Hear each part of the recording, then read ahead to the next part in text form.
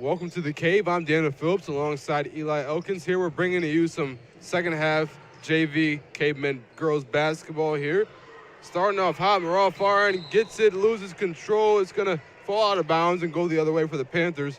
Eli, you excited to be on the broadcast here this evening? Yes, I'm really excited. I'm glad I have this opportunity to stand here with you and broadcast this and announce the JV game, second half.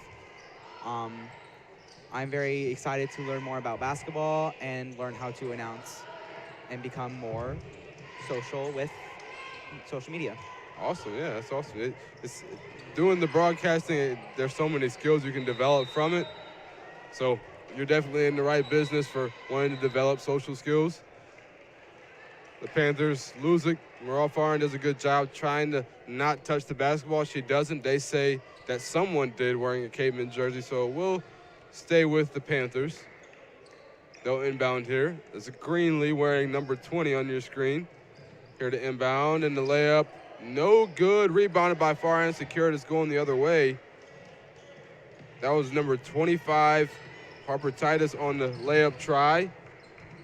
Gemma Balon kicks it outside. Griffin, no good. Misses right on that try off the backboard. Driving down is Lindsay. She goes up to take, is blocked by Griffin. And that one will go out of bounds, so it'll stay with the Panthers. But Eli, I know you're starting to learn basketball more, and this is for you and viewers watching right there. Even though you see she blocked it and this last touch by her goes out of bounds, it's more about the defensive statement that she's making by blocking that ball carrier's shot there. Right. Layup tries a miss.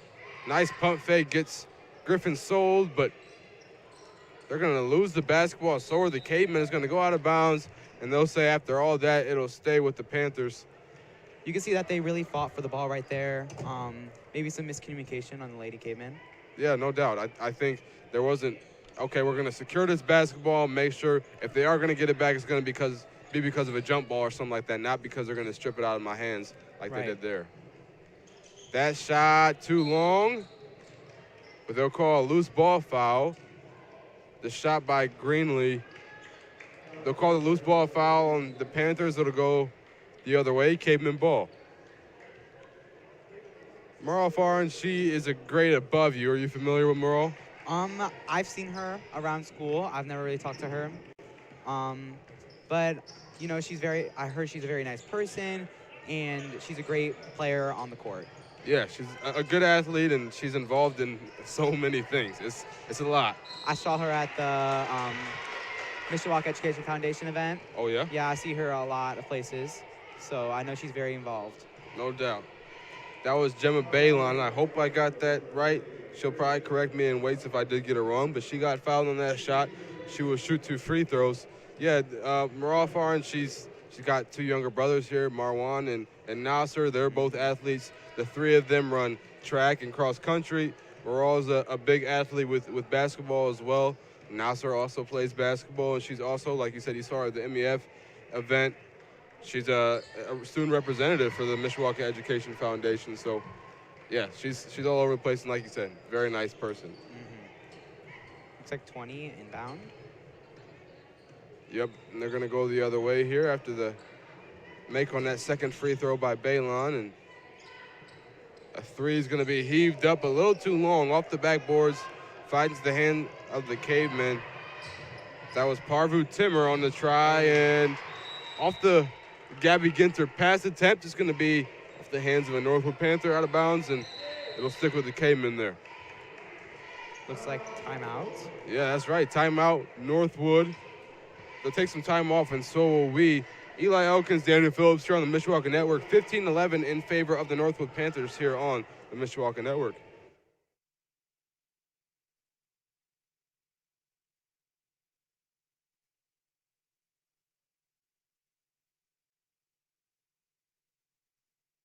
Forte Waterproofing is celebrating over 60 years of satisfied customers. Experience, innovation, hard work, confidence, pride, honesty, integrity, determined, committed to achieve excellence. Fix it with Forte. Fix it for good. Some see a high school football stadium. We see the one place where the whole community comes together. Proud to keep education in front of athletics since 1903.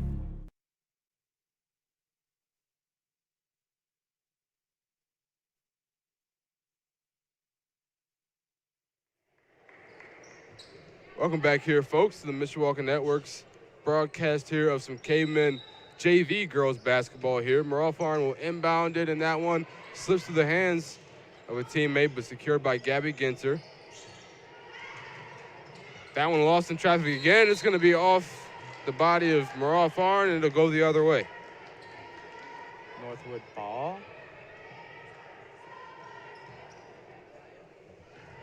So the Panthers retain possession there. No points given up on that Mishawaka possession. That one's going to slip through the hands of a teammate there, and number 42, who we do not have on our roster, go out of bounds and back the other way. There's something you will see a lot in the game of basketball in general, but commonly in girls basketball, especially JV, they're still learning the techniques and the fundamentals of the game just like you are. You'll see a lot of turnovers. Those are mistakes that will happen. You're trying to rush and throw it into traffic, and it gets picked off. Maybe you lose control of your dribble, and just like right there, pass attempt, you're trying to dribble, it gets snatched out of your hands. It just happens a lot. And during, those types of plays, I think communication would really work, and I think communication is a big thing in basketball because it's good to communicate to your players that what you want to do in that play and your idea of getting it to the other side of the court and into the net to make three-pointer or two-pointer. And as we see here, we have NorthWood free throw. Yeah, she's going to go to the charity stripe after being fouled by Gemma Balon. That first free throw is good by Harper Titus. Yeah, like you said about communication, Eli, I think not only is it important in basketball, but in all sports and in almost everything we do in our lives, but especially in sports, she nails that second free throw as well, extends their lead to 6. So much of playing sports sometimes is, you're spaced out and you can't really talk clearly. Shot by Gabby Ginter, no good. So when you're able to find ways to communicate, whether that is shouting to each other or certain abrupt statements and stuff like that, that's so huge. It can be the difference in winning the ball game. Yeah, it could definitely turn a game. It could basically turn the tables. Yeah, no doubt. You have that power of communication, and it looks like a 30 shot and no good. That communication, has the power to turn the tables and to take over that court. Driving in is Griffin. She's going to make her way back out to the perimeter. Shoot a 3 off the backboard. It's no good, but rebounded after some scrambling by Gabby Ginter, and she's fouled. So they'll reset here. Another thing you'll see pretty often, Eli, is some fouls that may look unnecessary because some of them are unnecessary. You're trying to get a steal. You know that turnovers are a big part of basketball. You're trying to force something, and sometimes you end up slapping somebody's hand. It's going to be a whistle every time. Looks like timeout, Caveman. Yeah, the Cavemen, will take a timeout here. We'll take a timeout as well. 17-11 is your score. The Cavemen trail by 6 here on the Mishawaka Network. Come and visit the Mishawaka Historical Museum and make sure to check out all of their different exhibits, such as their industries and businesses, church and faith, historic landmarks, military heritage, school, and their famous Mishawakans exhibit, including some of our very own Caveman alumni, as well as a working model train set and a brand new exhibit, Treasures from our collection. Located at 121 South Main Street, doors are open every Tuesday, Friday, and Saturday from 10 a.m. to 4 p.m. each day. $5 for entry for adults, $3 for students, and kids under 5 enter for free.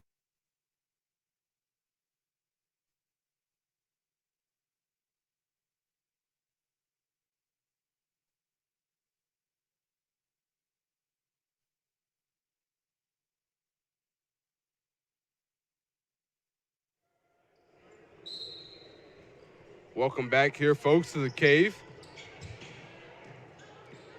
Sophie Griffin's got it here. She's driving in, pump fake. She's going to hand it off to a teammate. Turnaround jump shot, no good. it'll go the other way. Still getting used to these JV names here, trying to get them locked in my brain. That was number 20, Mariah Smith, on the turnaround jumper.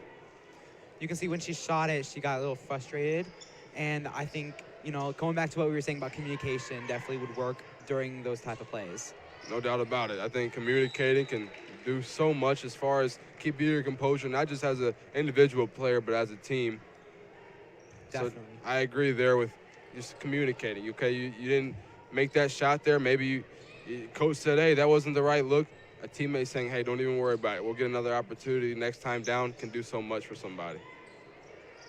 42 of Northwood, nearly stripped away from her, but almost again. She's going to regain it twice somehow, incredibly, and now they're going to keep this possession alive.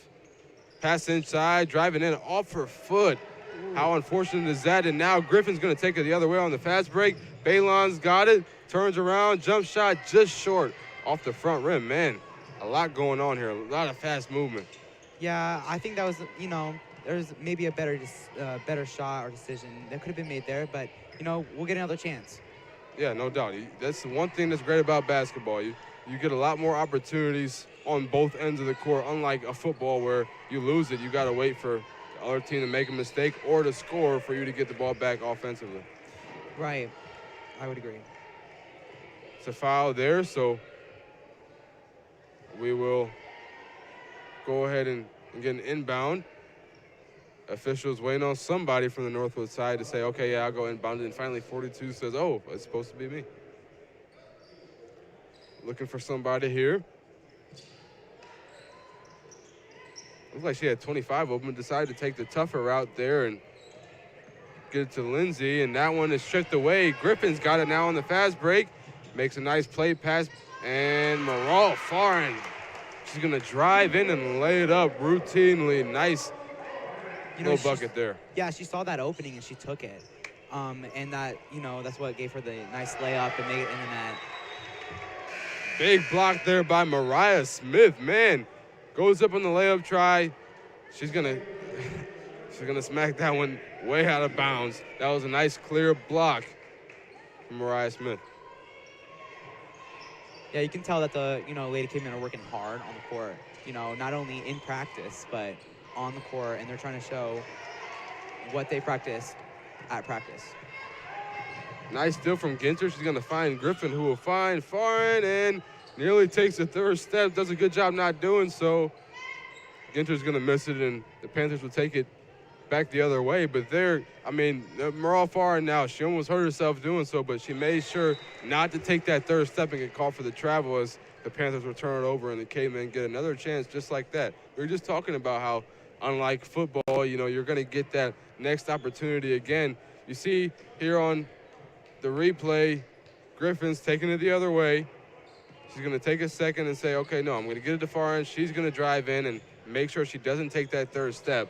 It's a nice job by her. As you see there, Farin tries to make an athletic catch. She's a little too long, goes out of bounds. That quick decision-making is very vital to a game. That quick decision-making, like, oh, let's, that first thought. And that's, she thought about not making that third step so she doesn't get called on traveling. Right, and that on-your-feet type thinking is so difficult to do, but also very, very key if you want to succeed, especially in a fast-moving game like basketball there. Third quarter will end 17-13 is where we sit here, folks. The Cavemen still trailing by 4, but they're treading back here and trying to give the Northwood Panthers something to think about here going into the third quarter break. We'll be back with the start of the fourth quarter here on the Mishawaka Network. Some see a wrestling match. We see a 6-minute lesson in grit.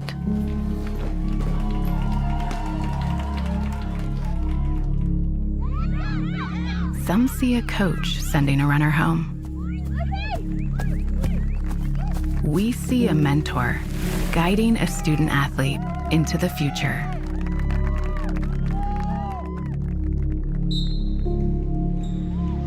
Some see a volleyball match.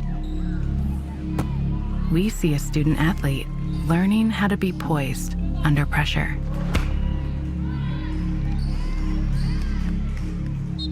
Some see a high school football stadium. we see the one place where the whole community comes together. Proud to keep education in front of athletics since 1903. We see head softball coach and voice of the Mishawaka Cavemen football team, boys basketball team, and tonight the girls basketball team as well. We got Brian Miller here on the call along with the PA announcer for the Cavemen football team, Mr. Mike Bresky, legendary duo there, Pulse FM. And that was Mr. Reynolds' advisory teacher back in the day. Former history teacher here at MHS, Mr. Mike Bresky. Griffin drives in there after the break and gets the Cavemen started fast. Nice layup there. It'll cut down that Panther lead to 2 now. A nice start to the fourth quarter. I don't feel like bringing up the, the Cavemen spirit and confidence to get this next play and bring back our lead.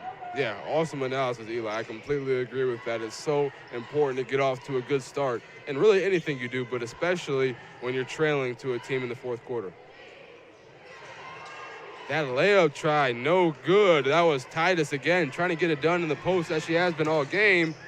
And Balon is not going to get called for a whistle there. She goes up, and it was almost obvious that her arm was grabbed. No foul call, but they did call something. They're going to call it on Balon as she kind of, try to get that ball back. Yeah, you can see the frustration down there. Yeah, she's certainly not happy about that, as that one was nearly an obvious call. Usually, Eli, as broadcasters, we want to stay away from trying to say what we think a call was, but there I can say that one was almost obviously a foul there that was not called by the official. Looks like timeout. Yeah, we got another timeout. That one's going to be called by the Panthers. They see something they don't like. They're going to take a 30-second break. We'll keep it here, Eli. Yeah. We'll talk about how you're feeling. We'll talk about you. Forget about basketball for a second. We'll get back to that in about 20 seconds. But how are you feeling so far being on air? I feel like I'm getting comfortable with it. I'm starting to learn more skills. I'm very, very, very excited about this. And I'm learning more about basketball. And that makes me very happy, so I don't feel left out when I'm talking basketball with my mom's boyfriend or something on the TV, and I know actually what he's talking about. That's awesome, yeah. He'll say rebound, I was standing there, I'm like, okay. And you know what? We learned that quick, right? In the break before the second half started, we found out what a rebound was. Yep. So that's awesome. Yeah, basketball is a wonderful sport. You ask Mr. Rendo about it, he'll talk to you about it probably for 30 minutes straight. He loves Maybe basketball. An hour. Yeah, maybe even an hour. He loves basketball. Yes. Ooh. Nice breakaway pass, the Panthers, and it's a $1 million play, 2-set finish, as they say. Wasn't able to convert there. And we've got another turnover on the other end. The Panthers go back the other way, and finally a foul's called, and I get to give my voice a little bit of a break. Girls basketball is something that I always say is the toughest sport for me to call because I have to talk a lot in a short stint of time. You got those turnovers, and so I'm saying this happens. Oh, maybe a big play. No, there's a turnover. Oh, maybe a big play, a turnover, which is just them growing and learning the game. But, man, does it take a toll on my voice sometimes. Yeah, we can definitely see that NorthWood, after the timeout, the coach talked to them. You can see that number 12, Mark Lee Lindsay. I'm sorry if I mispronounced that, but we see that, she came in strong, cutting across the court. Yeah, no doubt. That one, a miss from Leah Greatles, and it's going to go the other way for the Panthers. Again, they're going to get an opportunity to hopefully execute what their coach talked about in the timeout. They're passing around the perimeter. She's going to take a shot from inside. Titus, no good. That one would be 2 if it counted, but it did not. And now Balon's going to walk it up for the Cavemen.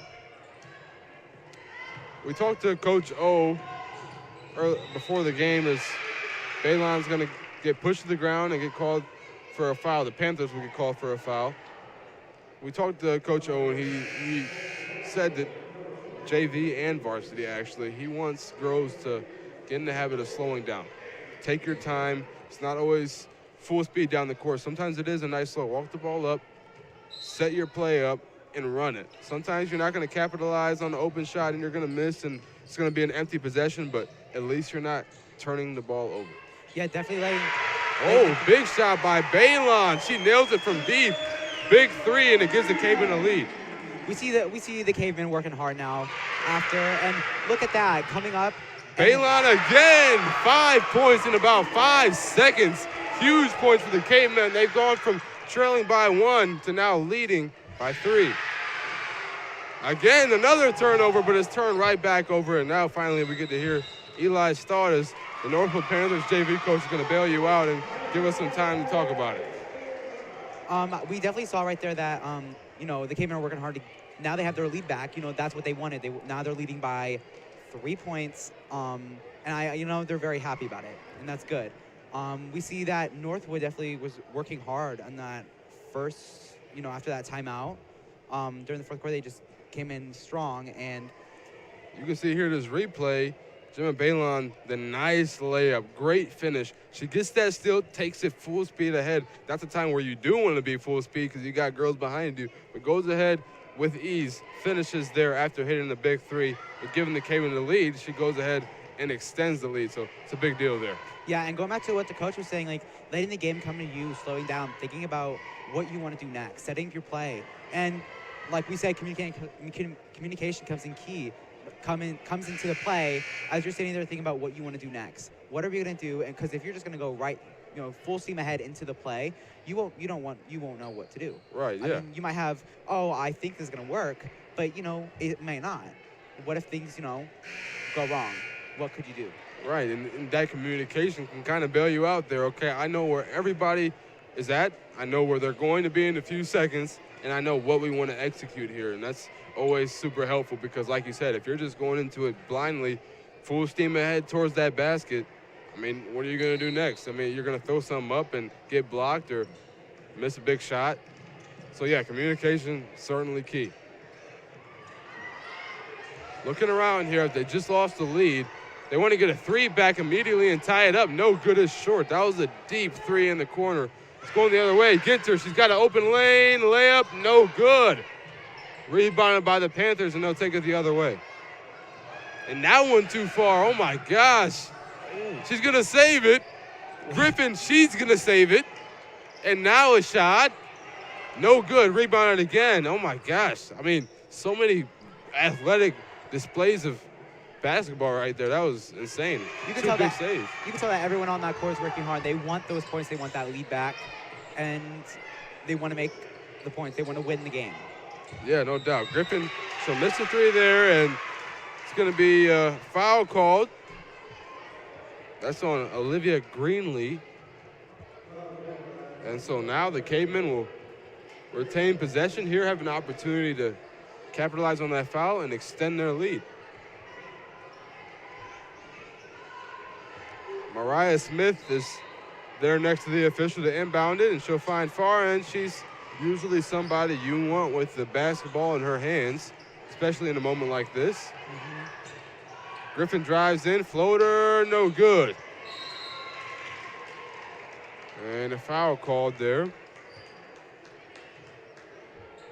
They're going to call it on Maral Farin, and so it's going to be Panthers ball.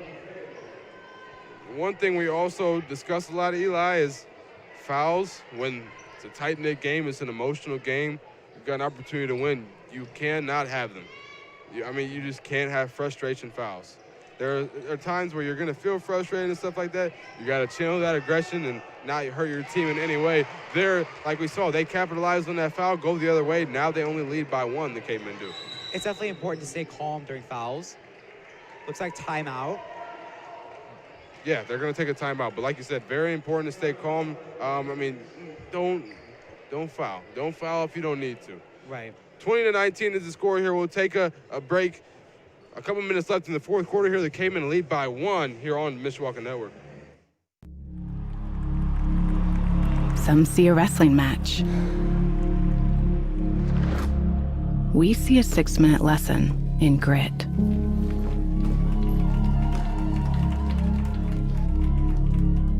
Some see a coach sending a runner home. We see a mentor guiding a student athlete into the future. Proud to keep education in front of athletics since 1903. Some see a volleyball match. We see a student athlete learning how to be poised under pressure. Proud to keep education in front of athletics since 1903. Welcome back, folks. The Panthers are taking the court, and you see there the cheerleaders and that Mishawaka Caveman huddle. Coach O is very, very big on making sure that his assistants reflect the same message that he does to those varsity athletes, and a lot of that is what we talked about before break a few moments ago, taking your time. You know, be calm about it, especially in these moments. You've got 3 minutes and some change here. You've got a 1-point lead. You want to hold on to it, but also still attack and not do what they just did there and turn the ball over. Right, and that can be hard sometimes because you're in the heat of the game. You're in the middle of the court, and you're thinking, what should I do now? And that's when critical thinking comes in. Maral Farin off the steal, and she's going to lose control. It's out of bounds, but they're going to call a foul before she loses the basketball. She'll shoot some free throws here. No, never mind. They'll say it was a foul on the Cavemen, a loose ball foul. And so the Panthers will go ahead and inbound it. Man, I thought maybe Maral got fouled. That's why she lost the basketball. Me too. I thought, we might be able to do the free throws, but nonetheless, the Panthers will take it the other way. They trail by 1, and that one's right into the hands of Griffin. A pass that just got away from her, and then there, Griffin, the freshman, she kind of loses focus for a moment, picks up the dribble, and tries to dribble again, which obviously you can't do. Double dribble violation is called. and that's definitely focus.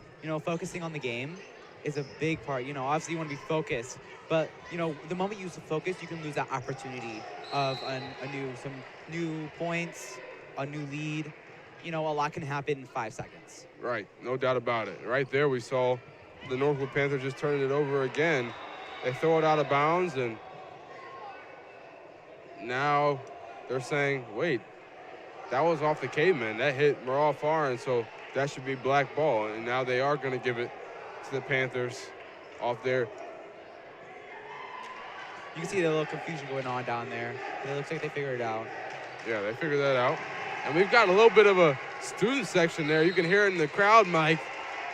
Some Cavemen boys basketball team members out there supporting the girls. Looks like they are hyping up the girls basketball. Yeah, really hyping them up. I like that. That's good. We love to see it. Looks like Caveman possession.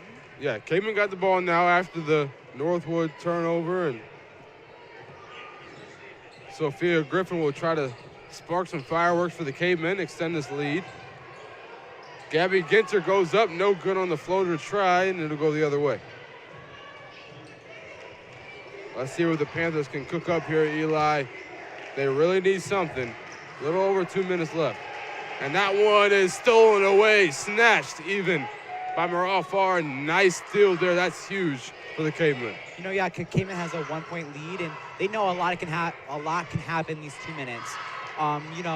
You could earn 15 points. You never know. A basketball game is always so unexpected. It can have some unexpected turns. Nice pass, Maral Farin. Griffin nails it, finishes the play. Nice job there.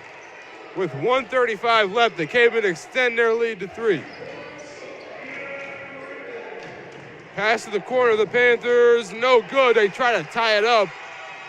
Nice communication there received. Farin, ball behind her, she secures it, and she is fouled. The Cavemen in prime position here. It's on the ground, so no free throws, but it's still gonna stick with the Cavemen.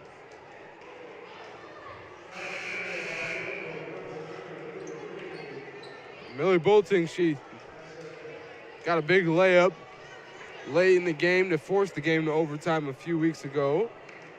She's now checked into the ball game. On the court for the Cavemen, you've got Griffin, Farin, Balon, Smith, and Bolting. Griffin's got it now, and now Farin. They want to extend this lead, make it a 2-possession game. Let's see if they can. No shot clock in basketball, so as long as they pass it around, they'd be fine. But no, a turnover snatches it right out of the hands of Griffin. That was Lindsay on the steal, and now the Panthers got an opportunity. They need 3.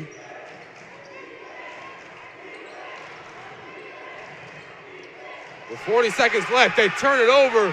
Mariah Smith takes it the other way, pulls up, shot. And no, they're going to call a timeout. Cavemen.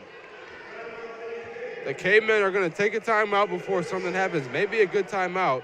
They're going to take 30 seconds. We're going to take 30 seconds with 37 seconds left here. 22-19 on the Mishawaka Network.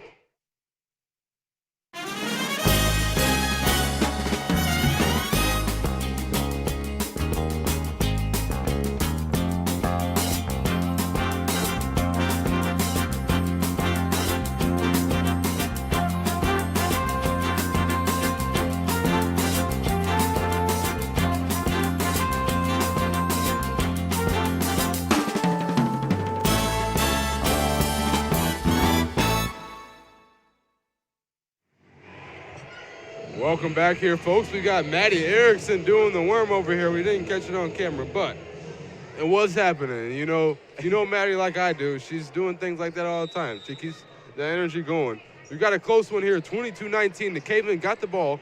Both teams looking to inbound it. They've got to secure this lead, and they nearly lose it. Nearly lose it again, and they will. Big steal there. Lindsay will go up, and she gets fouled. That is a big play there. 2 free throws now about to be shot. That's Miracle Lindsay there. That interesting name, Miracle, is spelled very different, but it's Miracle. So shoot 2 free throws.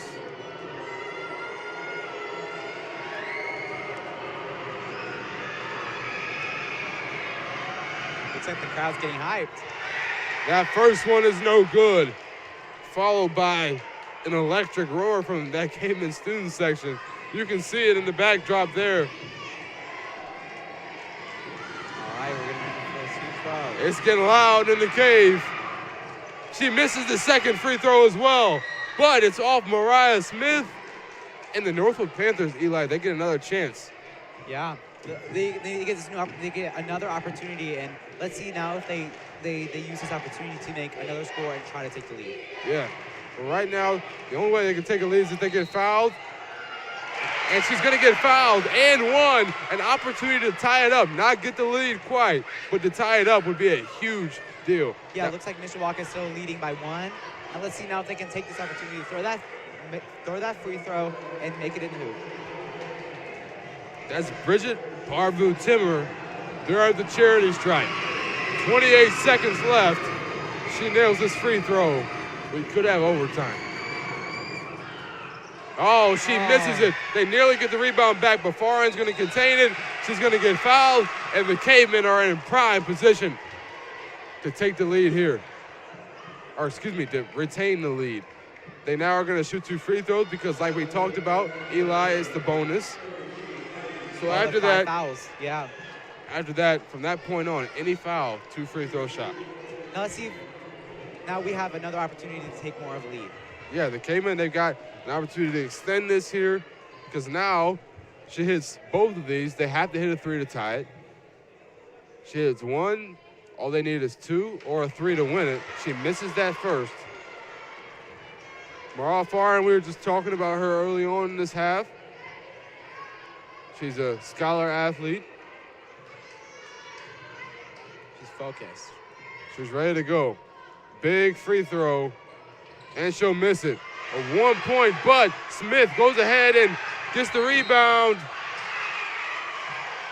She misses that shot, and it's rebounded by Titus, who gets fouled, and now she will shoot 2 free throws.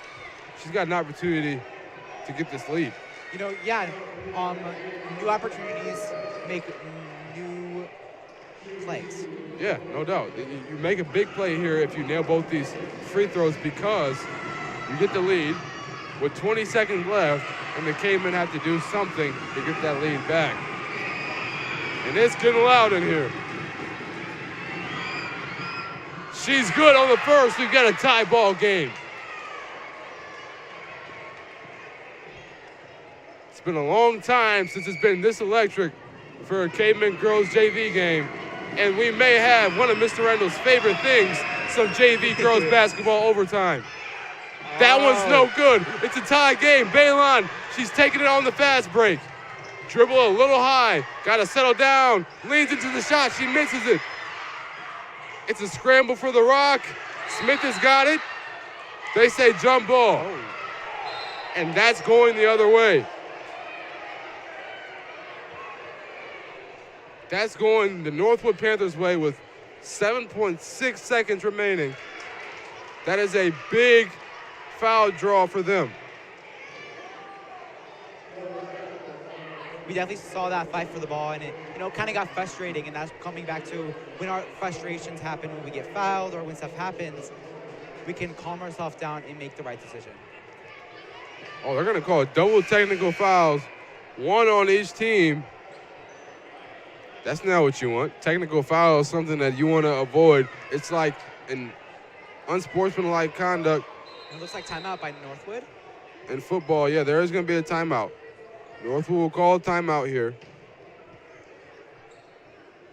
Yeah, Northwood, they're going to call a full timeout, a minute. We'll take a break. We'll come back with hopefully around 30 seconds left here on the Mishawaka Network. Tie game here for some, hopefully, Caveman JV girls basketball on the Mishawaka Network. Some see a wrestling match. We see a 6-minute lesson in grit.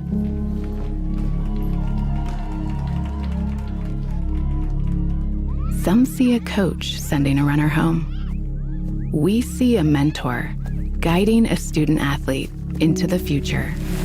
Proud to keep education in front of athletics since 1903.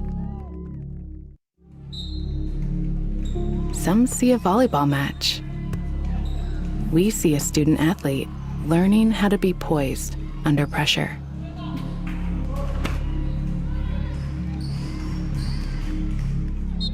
Some see a high school football stadium. We see the one place where the whole community comes together. Proud to keep education in front of athletics since 1903.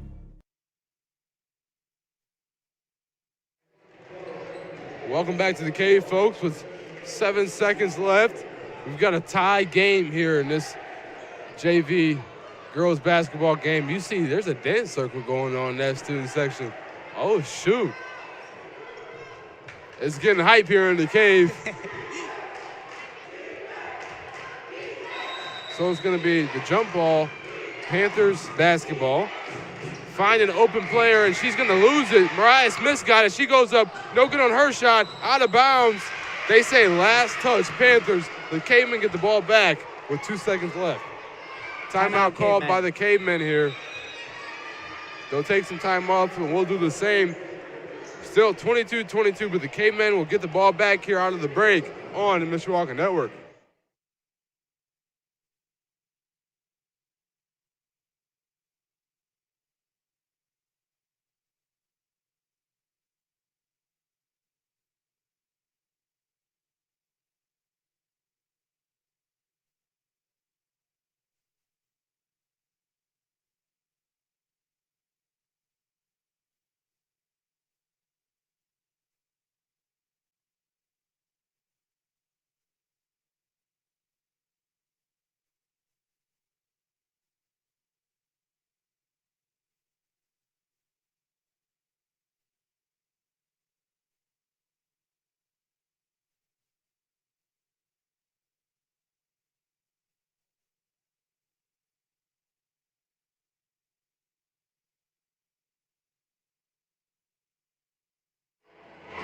And we got a little rap battle section going on over in that student section. This the Cavemen boys squad over there having a good time. Maybe they witnessed some JV girls basketball overtime. We'll see. The Cavemen, it's up to them. They've got 2.1 seconds left. Let's see if Cavemen can take this opportunity to get that layup and make that point in that lead. Yeah, I think a layup is their only shot here. That'd be their best shot. The smartest choice, They're going to get it into traffic, and we're going to have overtime here. Diving on the ball is Titus, and we've got some JV girls basketball overtime for you folks. tied at 22. The Cavemen couldn't get it done with 2 seconds left. We'll be back here with the start of some JV overtime basketball on the Mishawaka Network. Some see a wrestling match. We see a 6-minute lesson in grit.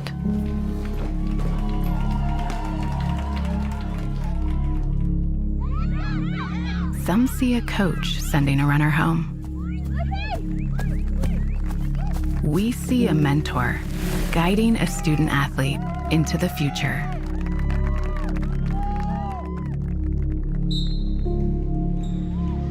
Some see a volleyball match. We see a student athlete learning how to be poised under pressure.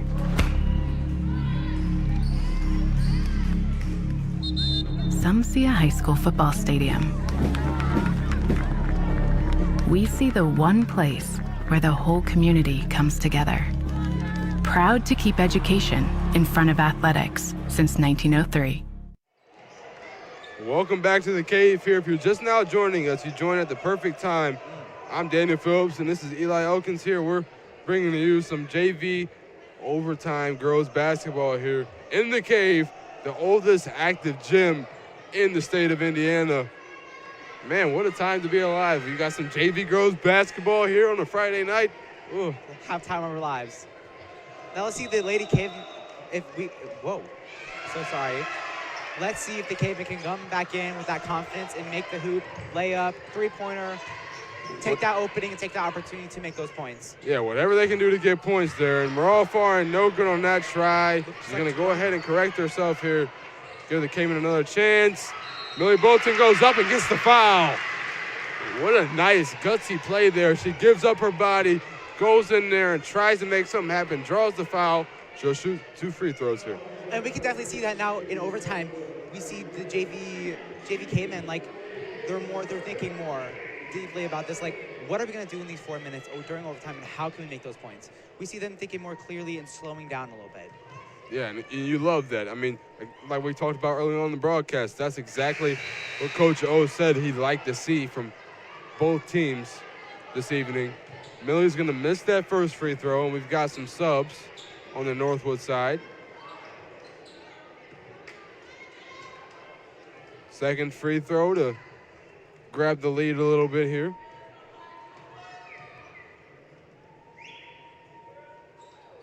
That one's good. Big free throw there, gives them some breathing room. Someone almost forgot to inbound there. That's Miracle Lindsay, and that's an interesting name, man. The Panthers got it now. Electricity is alive and in here. Definitely Very much in here right now. Very much electric, and there we go. A big three from the Panthers gives them a 2-point lead. Like I said, electricity all throughout the Cave right now. Everyone's at their highest peak of adrenaline. You see everyone fighting to get that 2-pointer, to get that ball. Looks like foul, travel. Travel, yeah, almost a foul, but she's going to take one too many steps. They're going to call a traveling violation on Faron, and it's not what you want. Millie Bolting will take a seat. Gabby Ginter will check in, and the Panthers have the basketball. You know, and sometimes, you know, when you're playing, you don't really think about taking that third step. You think about, how am I going to get this ball open, and who's going to be open to throw it to? You know, especially in a time of overtime, your adrenaline's pumping through your veins, and you're not. All you think is, let's get this ball in the hoop and let's win this. Right, and sometimes the rules of basketball can get away from you. Looks like a fight for the ball. Yeah, she's going to be out of bounds. It's going to be Mishawaka basketball. She was fighting for the rebound and then finds herself halfway out of bounds. Harper Titus is, no, never mind. They're going to say, came in ball, foul beforehand. So Titus is going to get another shot, and she makes good on it. Gives them a 2-possession lead. They lead by 4, and Titus has 13 in this ball game. Balon's got it. Pulls up from 3, no, pump fake, nice fake. Sells it. Now Ginter inside to Faron, and Faron, she'll get pushed, fouled. And now she'll shoot 2 free throws at the charity stripe. Now this is the Cavens' opportunity to finally get those 2 points, and try to build their points up to either do a layup, or if they make these 2 free throws,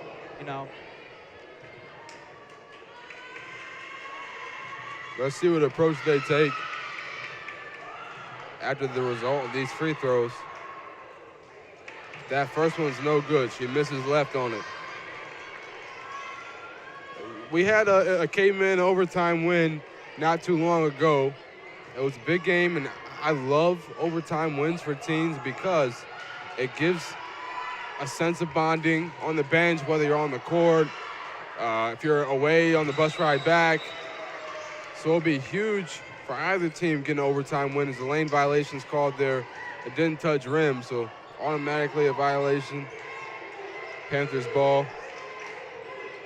Whoever sneaks away with this is going to make good on every player that was a member of the win. It'll help them in even the slightest bit as they continue on in their basketball career.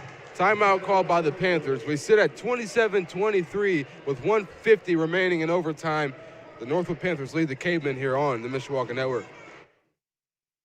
Come and visit the Mishawaka Historical Museum and make sure to check out all of their different exhibits, such as their industries and businesses, church and faith, historic landmarks, military heritage, school, and their famous Mishawakans exhibit, including some of our very own Caveman alumni, as well as a working model train set and a brand new exhibit, Treasures from our collection. Located at 121 South Main Street, doors are open every Tuesday, Friday, and Saturday from 10 a.m. to 4 p.m. each day. $5 for entry for adults, $3 for students, and kids under 5 enter for free.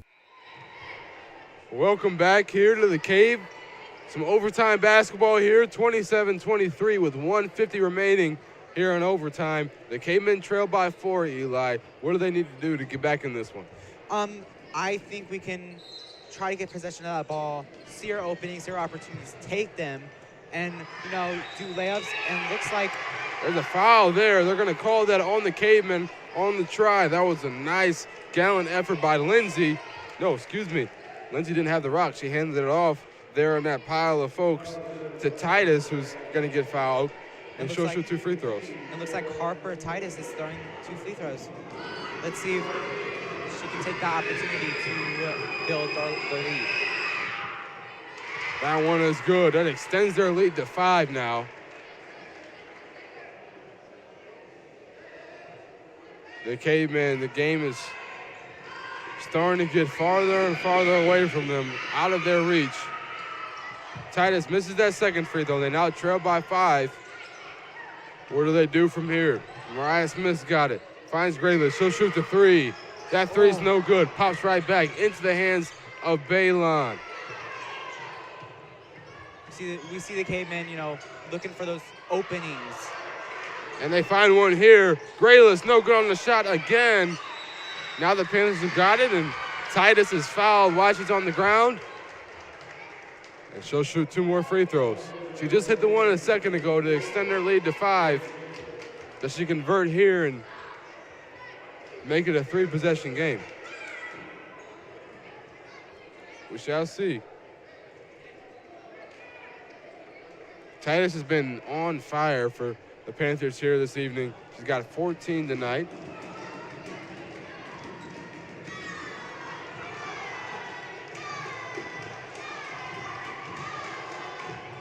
That first one's no good. With 1:24 left to play, the Panthers are in prime position to secure this victory. Will Titus add to it? Yes, she will. She'll nail that second free throw, and now the Cavemen trail by 6 with just 1:20 left. Baylon surveying the floor. She'll pass that one off to Farin, who will drive in and get fouled on her layup try. She'll shoot 2 free throws here at the charity stripe, a big opportunity to make something big happen, start to cut into that NorthWood lead, give the Cavemen an opportunity to snatch this win back. Yes, definitely gives us, it gives us an opportunity to, like I said, build our score. And, if we make all these 2 layups, free throw, sorry, She makes the first one, yep. we can, get that three-pointer and layup if we, focus, if we lock in, we can break through and take our lead. She misses the second free throw short. It's rebounded. And a jump ball. Possession arrow in favor of the Cavemen.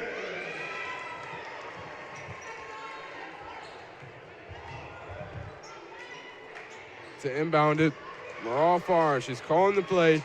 She's putting up one. Let's see what they do here. Finds Balon. Balon. She's got Farr and punt fakes. Looking for somebody. Finds Ginter. Now Farr, and they've got to put some up soon here.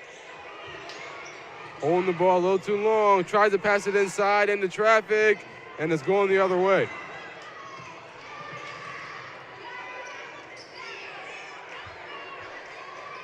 Has Titus open. She doesn't see her. 42 in her own world a little bit, and that one's into traffic, intercepted, and Balon is fouled.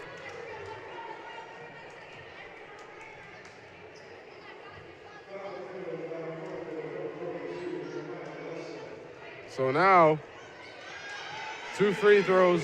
Again, we've been saying that a lot. It's been a lot of fouls. Balon will shoot 2. They came in hoping for a victory here. But Eli, they've got a lot of work to do to get there. Yeah. They need 5 points to tie it. They need 6 to win. First free throw's no good.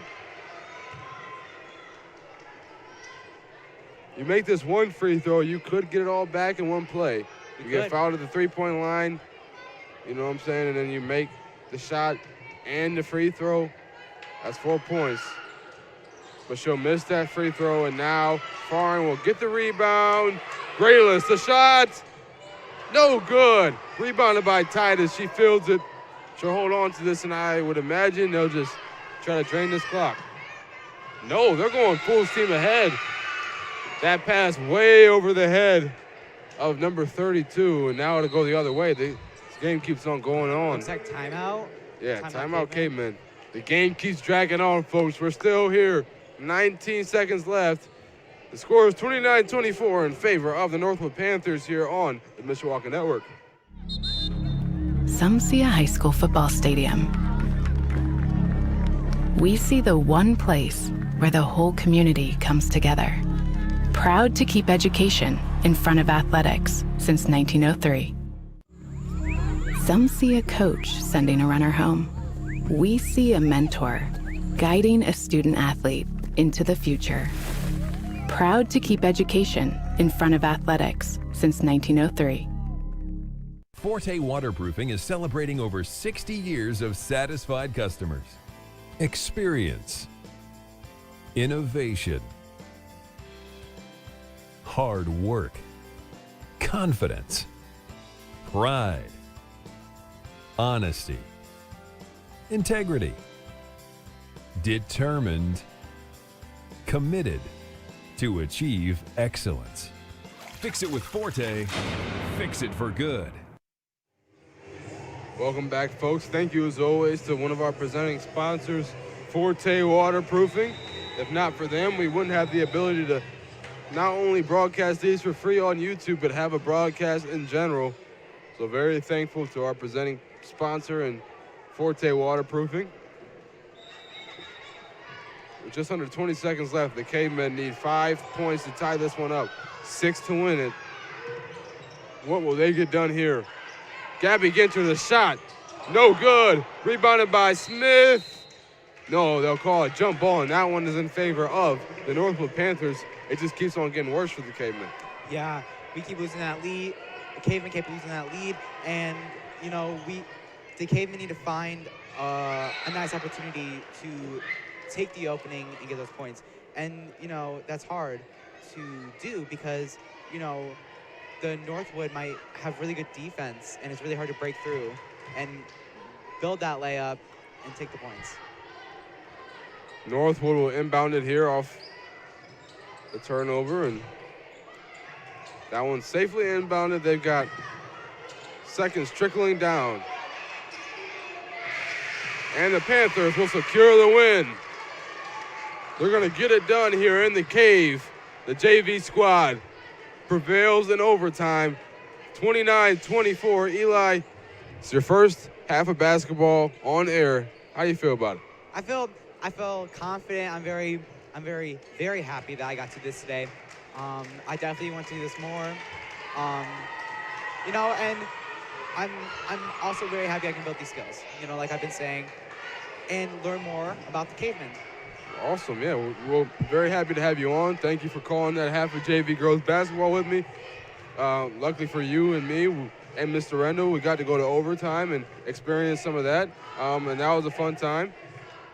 With that, before we get to the varsity portion of the evening, we're going to go ahead and hear from IHSAA Commissioner, Mr. Paul Neidig here. We're going to hear a little bit of Commissioner's Corner weekly episode.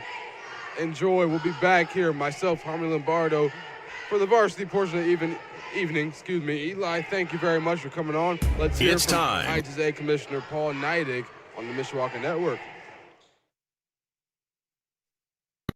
It's time for the Commissioner's Corner, an exclusive weekly conversation about Indiana high school sports with the Commissioner of the IHSAA, Paul Neidig. Now for an up-to-the-minute report about what's happening in the constantly changing world of high school sports, here's Commissioner Paul Neidig. Welcome into our weekly conversation with the Commissioner. It's the Commissioner's Corner with Paul Neidig.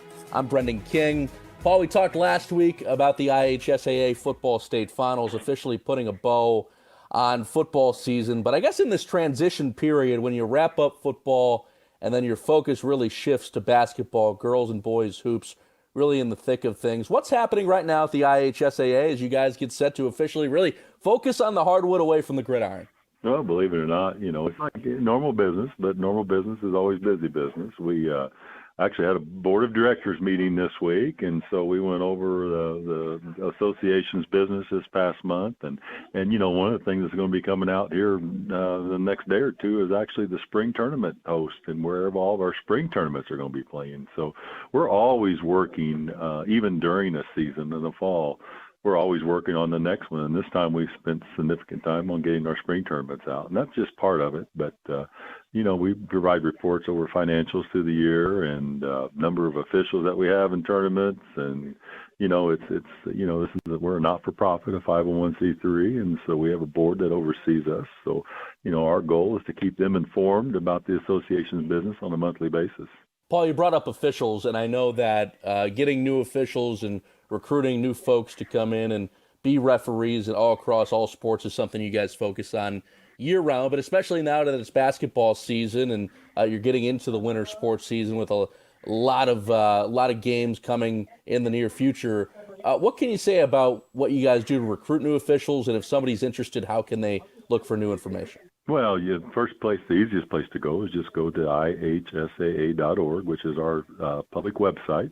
And at the very top, there's a button you can click, Become an Official. And it's a very easy process to walk through. And, we'd like to think of it really for us, people who had an opportunity to play the game. Somebody at that time was also an official and gave to them the gift of officiating or coaching or other things along the way, which allowed them to play.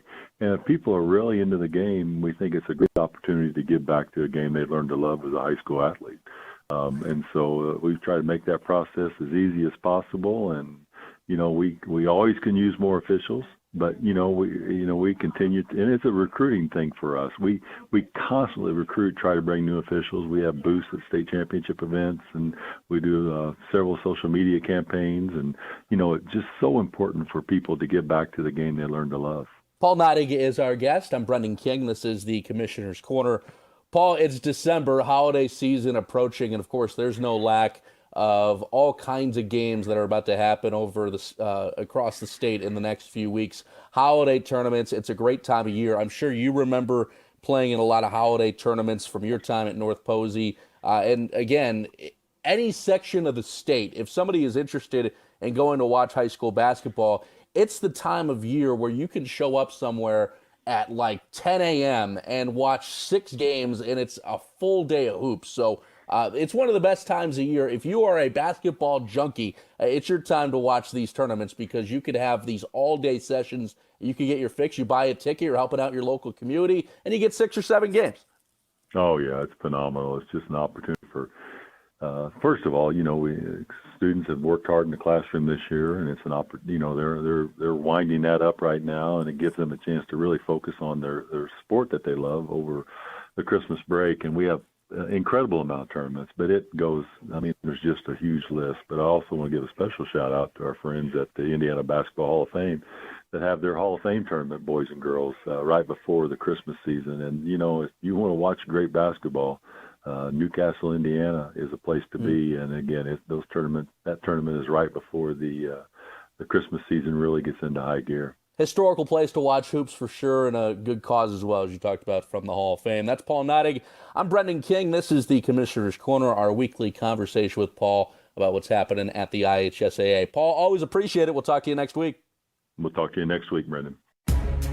Thanks for listening to The Commissioner's Corner with IHSAA Commissioner Paul Neidig, and thank you for your continued support of the high schools in your community.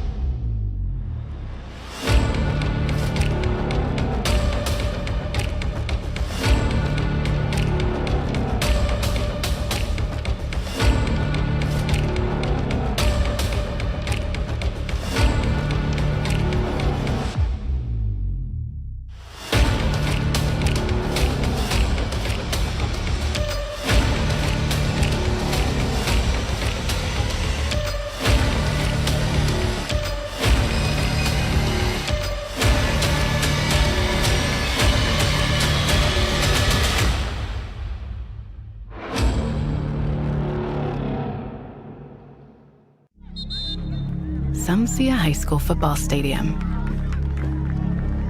We see the one place where the whole community comes together. Proud to keep education in front of athletics since 1903. Some see a coach sending a runner home.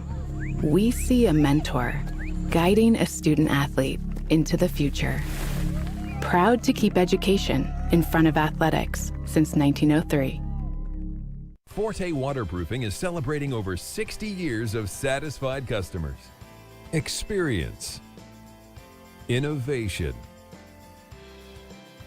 hard work, confidence, pride, honesty, integrity, determined, committed to achieve excellence. Fix it with Forte, fix it for good. Some see a wrestling match.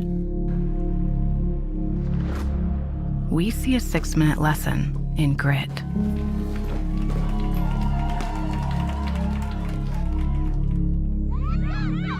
Some see a coach sending a runner home. We see a mentor guiding a student athlete into the future.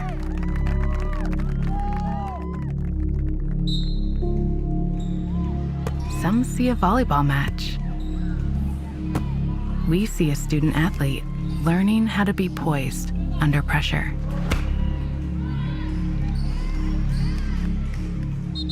Some see a high school football stadium.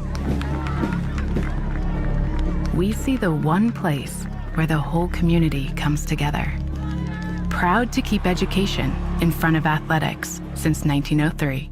Come and visit the Mishawaka Historical Museum and make sure to check out all of their different exhibits, such as their industries and businesses, church and faith, historic landmarks, military heritage, school, and their famous Mishawakans exhibit, including some of our very own caveman alumni, as well as a working model train set and a brand new exhibit, Treasures from our collection. Located at 121 South Main Street, doors are open every Tuesday, Friday, and Saturday from 10 a.m. to 4 p.m. each day. $5 for entry for adults, $3 for students, and kids under 5 enter for free.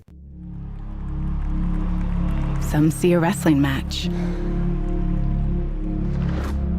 We see a 6-minute lesson in grit.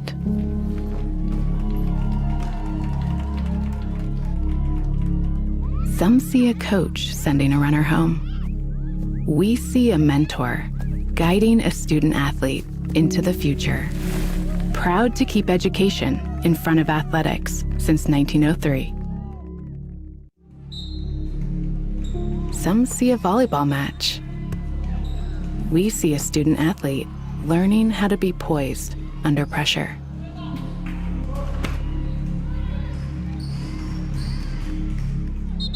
Some see a high school football stadium. We see the one place where the whole community comes together. Proud to keep education in front of athletics since 1903. Some see a volleyball match. We see a student athlete learning how to be poised under pressure. Proud to keep education in front of athletics since 1903.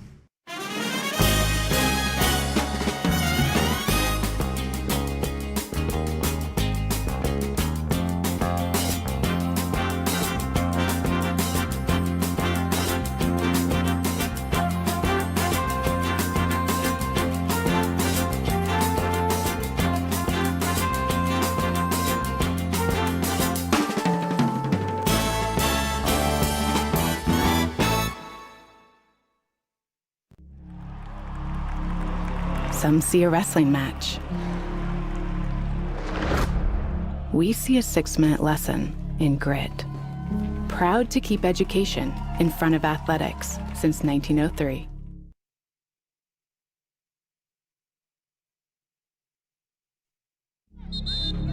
Some see a high school football stadium. We see the one place where the whole community comes together. Proud to keep education in front of athletics since 1903. Some see a coach sending a runner home. We see a mentor guiding a student athlete into the future. Proud to keep education in front of athletics since 1903. Forte Waterproofing is celebrating over 60 years of satisfied customers. Experience, innovation, hard work, confidence, pride, honesty, integrity, determined, committed to achieve excellence. Fix it with Forte, fix it for good. Some see a wrestling match. We see a 6-minute lesson in grit.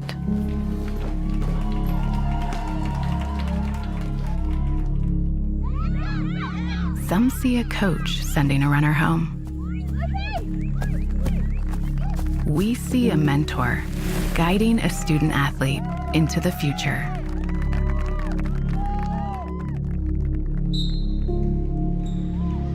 Some see a volleyball match. We see a student athlete learning how to be poised under pressure.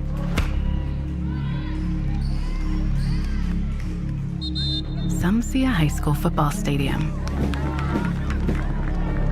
We see the one place where the whole community comes together. Proud to keep education in front of athletics since 1903. Come and visit the Mishawaka Historical Museum and make sure to check out all of their different exhibits, such as their industries and businesses, church and faith, historic landmarks, military heritage, school, and their famous Mishawakans exhibit, including some of our very own caveman alumni, as well as a working model train set and a brand new exhibit, Treasures from our collection. Located at 121 South Main Street, doors are open every Tuesday, Friday, and Saturday from 10 a.m. to 4 p.m. each day. $5 for entry for adults, $3 for students, and kids under 5 enter for free. Welcome to the Cave. I'm Daniel Phillips alongside Harmony Lombardo here. We've got some Cavemen girls basketball, varsity basketball. We brought to you the second half of the JV basketball game that turned into overtime as well, so we got a little extra, but now we're going ahead and swinging things over to the varsity side of things. As I said, I'm Daniel Phillips, alongside Harmony Lombardo. Harmony, you were on the bench for that game, watching, celebrating with your team. Unfortunately, the Cavemen didn't come out with the win, but how'd you feel about it? I felt like that they did really good. I felt like that they didn't give up this game. Last game they kind of fell short a little bit, but this game they really came back, trying to put as much effort as they can, trying to use as much energy as they can just to get back up. Even though they lost, I still think that they did pretty well. We're going to go ahead and talk about some starting lineups here for this evening. Starting off with the Cavemen. At the 1, we've got Reese Brew, the senior leader, defensive perimeter guard. Millie Memolenti at the 2, followed by Mariah Young. She's also been scrappy on the defensive end, making a lot of plays on both ends of the court. Gracie Besser hit the game-winning shot. She's at the 4 spot. She hit that shot against Argus to go ahead and win the game for the Cavemen. They got behind a little bit. She decided to end things herself from beyond the arc. Rounding it out at the 5 position, we've got Grace Matherly, the senior leader. For the NorthWood Panthers, we've got Addie Davis at the 1, Taryn Markham at the 2, Peyton Everingham, daughter of Coach Everingham. He had a tenure over at Wawasee. His son is now at NorthWood, and obviously his daughter is a freshman here at NorthWood. At the 4 spot, it's Ella Balasa, and then rounding it out at the 5, we've got Claire Hill. Those are your starting lineups here for this evening. Two very good basketball teams. The NorthWood Panthers have had a lot more success in recent years. The Cavemen still trying to find their groove a little bit. NorthWood Panthers, they're both in very difficult conferences in the NLC. Difficult conference, I should say. They're both in a very difficult conference.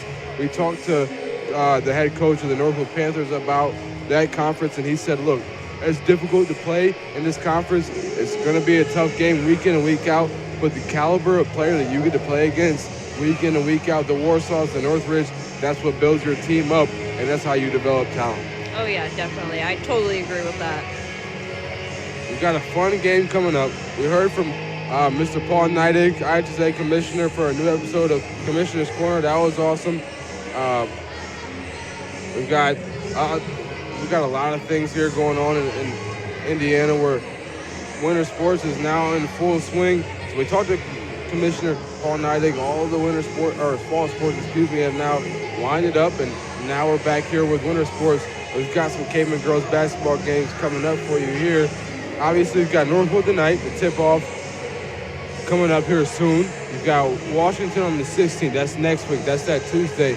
It'll be a 6 p.m. start. We will be here. It says 7:45 on your screen. Make sure to tune in at 6 p.m. here on the Mishawaka Network. It will be a varsity-only contest there that night. We've got Mishawaka and Knox.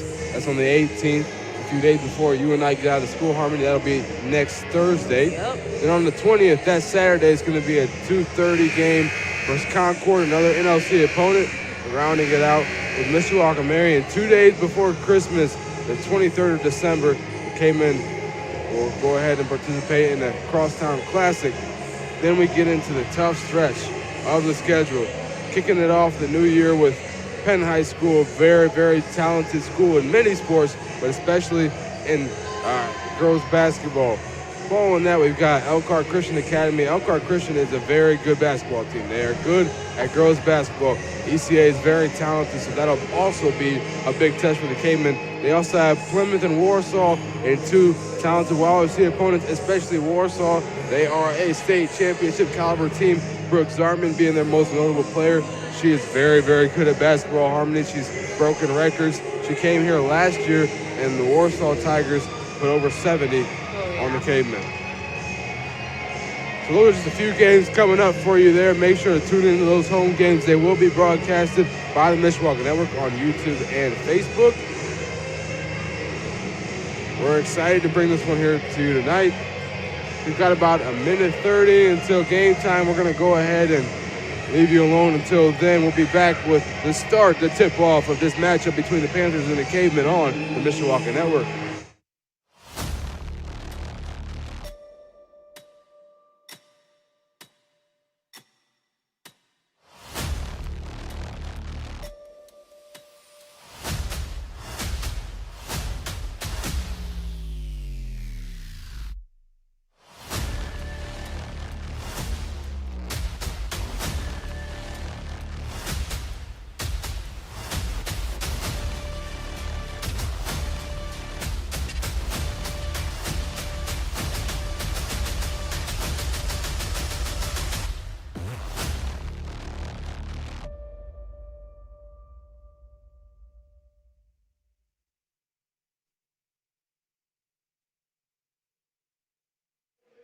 Welcome back here. We're going to go ahead and kick it off to Mr. Turner, our PA announcer here for National Anthem and some starting lineups.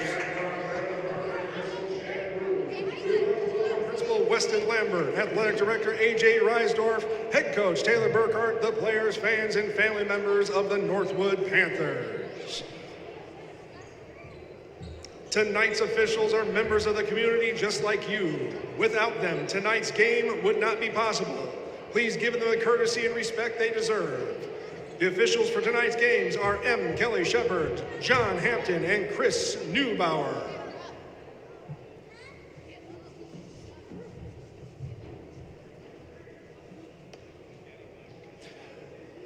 Mishawaka High School would also like to thank St. Joseph Health System and certified athletic trainers Hannah Hess and Maddie Hain for working hard to keep our athletes healthy and in the game.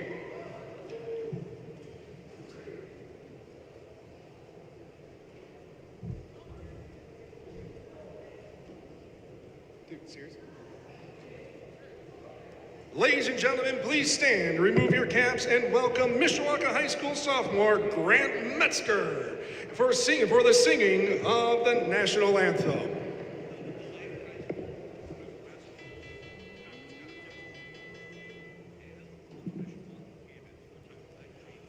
Oh, say, can you see by the dawn's early light what so proudly we hailed at the twilight's last gleaming, whose broad stripes and bright stars through the perilous fight o'er the ramparts we watched were so gallantly streaming, and the rocket's red glare, the bombs bursting in air, gave proof through the night that our flag was still there. Oh, say does that star-spangled banner yet wave o'er the land of the free and the home of the brave? Give it up for Grant Metzger.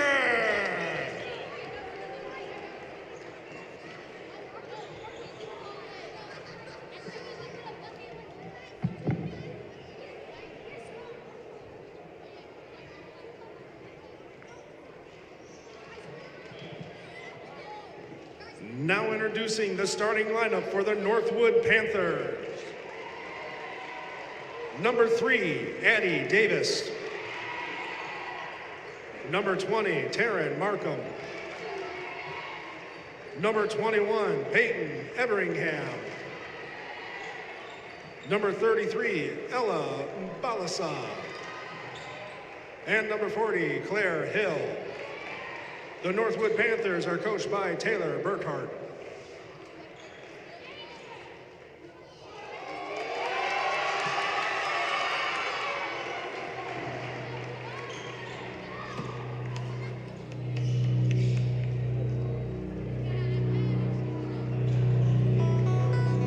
And now, the starting lineup for your Mishawaka Lady Cavemen.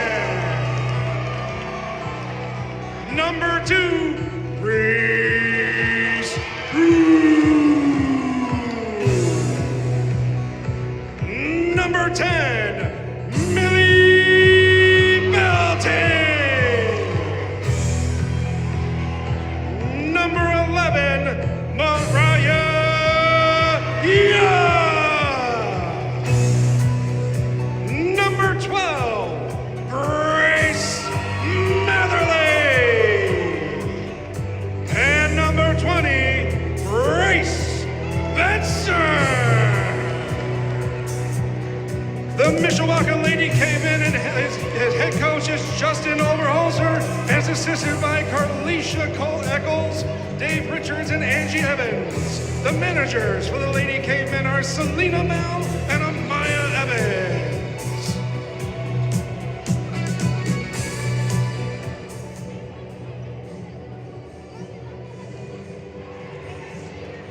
Electric there from Mr. Turton. All the thanks to him for providing that amazing rendition of those starting lineups as he does. That was so fire. Yeah, he does it every single game. He does a great job. You got the student section getting hyped. It's just grown since the JV girls game. Primarily some Caveman boys basketball players, and now we get to the action here. The Northwood Panthers win the tip, and they start off fast. They're going to miss on that one, though, and it'll go back the other way for the Cavemen. Mamalenti nearly loses her dribble. She's going to hold on to that one. And Reese Brew finds herself open from the 3, and she's no good. Scramble for the rebound. They're going to call a foul there on Grace Matherly, and it'll go the other way. I feel like that Grace could have at least tried to rip the ball a little bit instead of trying to hold on to her and kind of like pull her away from the ball. Just maybe rip at the ball, hope that she doesn't cause a foul, but sometimes the rest is just going to call it. Yeah, that's right.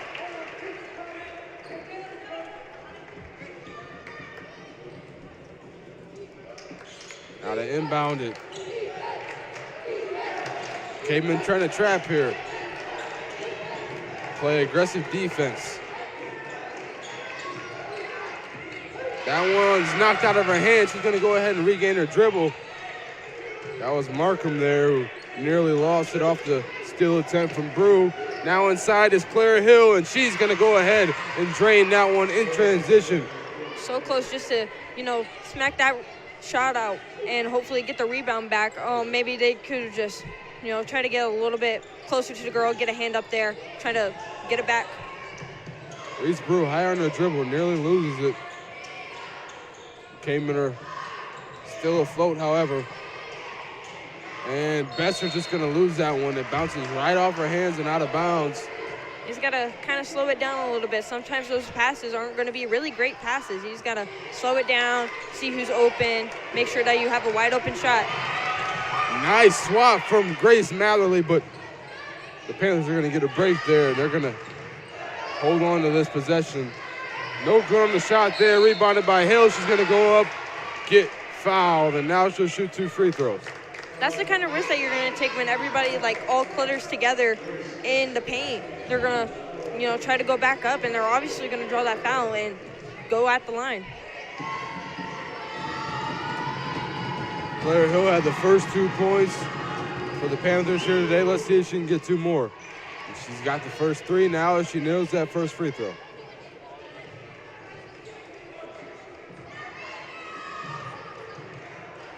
The Panthers playing some good basketball so far this season. They get off to a decent start today. Hill's going to miss that second free throw, but they still lead 3-0. Reese Brew now. Inside is Matherly. She's going to take it back out a little bit, decide to hand it off back to Brew. She drives in, and that layup is good. A nice take. She saw the opening. There was a nice little shot that, like, a little opportunity that she could have gotten, and she drove right in through and made the shot for her team, getting them up 2-3. They're going to call that 5-second violation. She held on to that ball too long, and now it is Caveman basketball.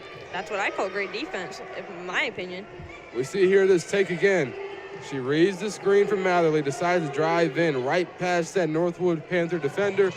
Easy layup. And that one's stolen off the inbound. That was Ella Balassa there on the steal. She's now going to try to take this one back up. They're going to call a push there on Mariah Young, so it'll stick with them. Sometimes you just got to get your hands out, hope that you don't foul. Sometimes they're going to call a push if you're just a little bit too close on them, but you sometimes got to make that risk if you want to get up. Right, yeah. If you're going to try to play good defense and prevent somebody from getting easy blown past you, sometimes you got to, risk being called for a foul on that try, and that's what Mariah Young did. That's what happened there. Let's see if the Panthers capitalize on it. They got extra time to settle down. That one was in traffic, nearly lost it. Hill's nearly losing it now. And they're going to call a jump ball. Kind of everyone just scrambling for the ball on the court. Possession arrow is in favor of the Cavemen, so Mariah Young will inbound it, and they'll have another shot to extend the lead. Millie Mamalenti, we talked to Coach O pre-game today, and he talked about how he loves the leadership role she's been taking into her own. She's a 3-year varsity starter, so she's very, very impactful whenever she does or says anything in practice. Oh, yeah. Off the miss there, they're going the other way. The Cavemen, again, still trying to grab back this lead. Grab this lead for the first time here tonight. Brew. That one's into traffic. Stolen, picked off. Going the other way. Balassa, she's guarded by Mamalenti. Steps through. Layup's no good, but the foul is. She'll shoot 2 free throws. Yeah, those are kind of risky moves that you're going to do. You just got to hope to get your hands up, like I said. Especially trying to go up for the layup. Sometimes the refs are just going to call the foul, even if your hands are up or not. You just got to kind of take it, blow off your steam, and then just get back right into the game. That first free throw is good. Velasquez got her first points of the game. Grace Matherly's going to take a seat. Holly Shine will check in for the first time this evening.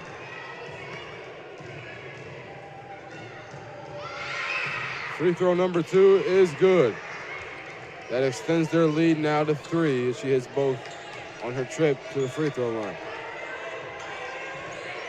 Mamalenti now. She'll find Brew, and they'll try to get something going here. 4:45 now. She'll pass it inside. Young makes an athletic catch, finds Betzer open from the corner, and she's good. Money from 3 as they tie it back up. Yeah, Grace Besser, she's a really good three-pointer shooter. I think that Northwood needs to really look out for her, kind of get a hand up there, hope to block her shot, or just try to make her scramble a little bit to miss her shot. But overall, she's a really great three-pointer shooter, and that could kind of help the Cavemen. A rare occurrence there. Mr. Dave Rendell made a mistake on the scoreboard. Hopefully he doesn't listen to that and say something to me in the hallway.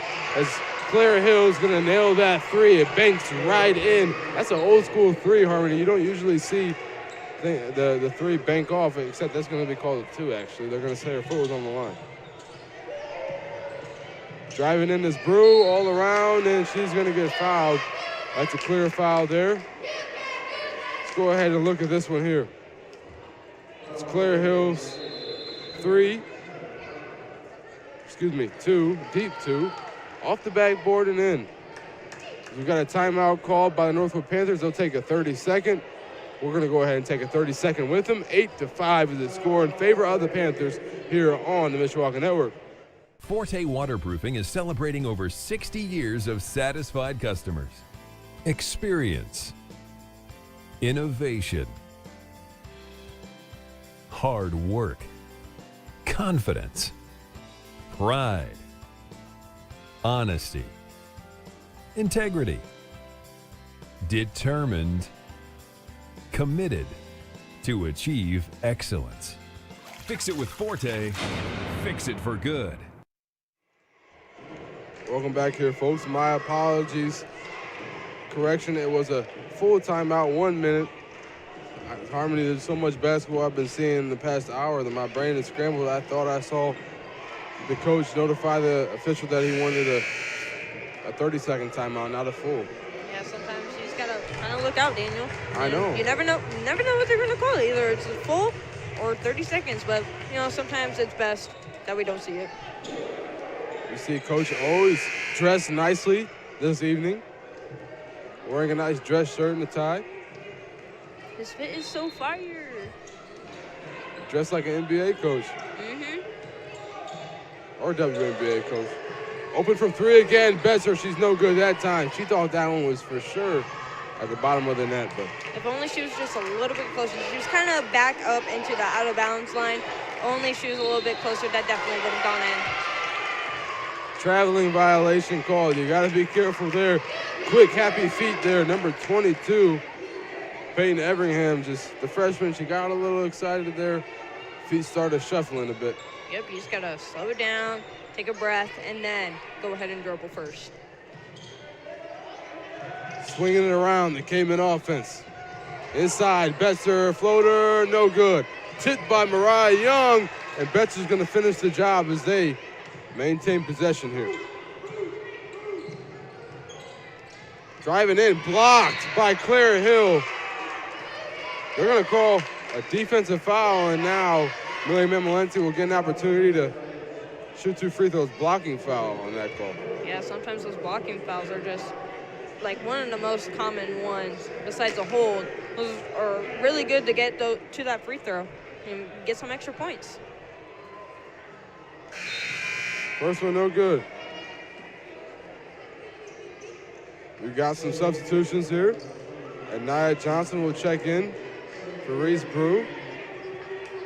Number 21, Noah Weldy, will get her first minutes of the evening, the sophomore. Claire Hill with the rebound, and she's fouled right away by Gracie Betzler. Got to be careful there. Gracie got a little excited to try to get that rebound. Yeah, sometimes you just got to be careful trying to get the rebound. You just got to kind of back off a little bit. If they have the ball, you could go for the jump ball, but sometimes you're going to call a foul on it. Yeah, and now they're at 5 fouls, which means the bonus is already reached, which is not what you want. Just barely over halfway into the first quarter. Claire Hill, she misses that first free throw. She's already got 6 of the 8 points for the Panthers this evening.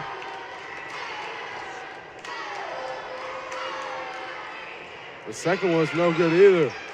Matherly will secure the rebound, and the K-men will go back to work on the offensive end. Oh, nice dribble move by Mamalenti. The floater, no good. Rumbles in and out. So close, kind of went in and then just went right back out. Fight for the jump ball there in the paint. Possession arrow in favor of the NorthWood Panthers, so they'll take it to the other side of the court and see what they can do.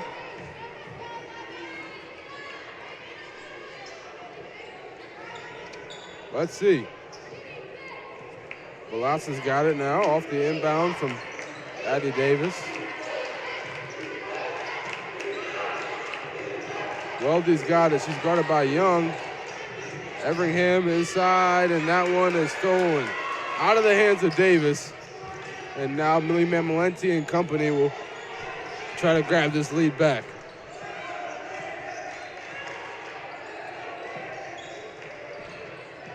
Mariah Young finds Matherly. Still looking around. Driving in is Johnson, and they finally call that foul. There was waiting for the whistle on that one. That'll be 2 shots for Nia Johnson.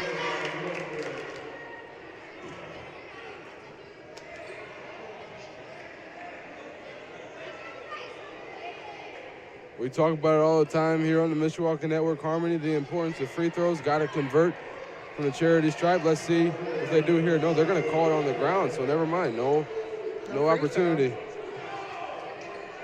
So they're saying she was in the act of passing, not shooting. Mariah Young's going to lob it up. And because it was tipped by a NorthWood player, they say no backcourt, but They call a traveling violation on Holly, and Holly is not happy about that. Yeah, it kind of looked like that. She was kind of being bumped a little bit by the defensive player. Guess they called a travel on her. Yeah, Shine definitely not pleased with that call there. I wouldn't be either if I was her. I would be very, very upset about it. Claire Hill, double teamed by Johnson and Young nearly steals that one, but couldn't finish there. Rudley tries to get a layup. That one's no good on the try. Yeah, see, look, good night. And Mariah, I think they're really good defensive-wise, you know, kind of teaming up together, get that trap in. They did really good on that, and then got the ball back to the Cavemen. Great pass from Mamalenti. It's blocked on the Mariah Young try. No good from Matherly or Shine or Johnson. Johnson twice is no good. And now we've got a jump ball. Possession arrow in favor of the Cavemen, so the Cavemen will get another try here. Let's just hope that they can get it up there. Sometimes you've got to kind of box your player out before you go up. Timeout called by the Northwood Panthers. We're going to go ahead and take a break. 8-5 in favor of the Northwood Panthers here on the Mishawaka Network. Some see a high school football stadium. We see the one place where the whole community comes together. Proud to keep education in front of athletics since 1903.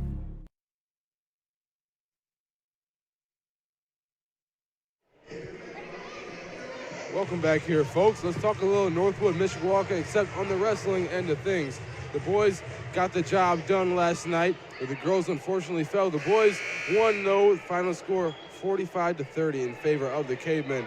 As they travel to Napanee, Indiana to go get a win. They continue on their successful season, the early stages of it. We've got Al Smith coming up here in the coming weeks. Warsaw will be next week on the 18th here. That'll be next Thursday. Holly Shine off the inbound, no good. We'll call it a pass to Matherly. She's no good on her try either. And on the try for the rebound, unsuccessful, they'll go the other way. A little fumbling with the ball there, especially with Holly Shine. It's kind of fumbled the ball a little bit. Hope that they can get it back and score some more points.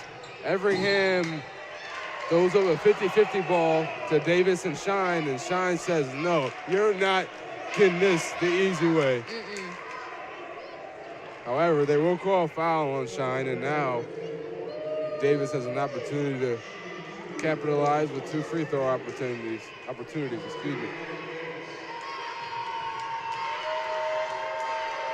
With 1:30 left in the first, the Panthers lead by 3 after the miss by Davis on her first free throw. I feel like that the Cavemen could really come back.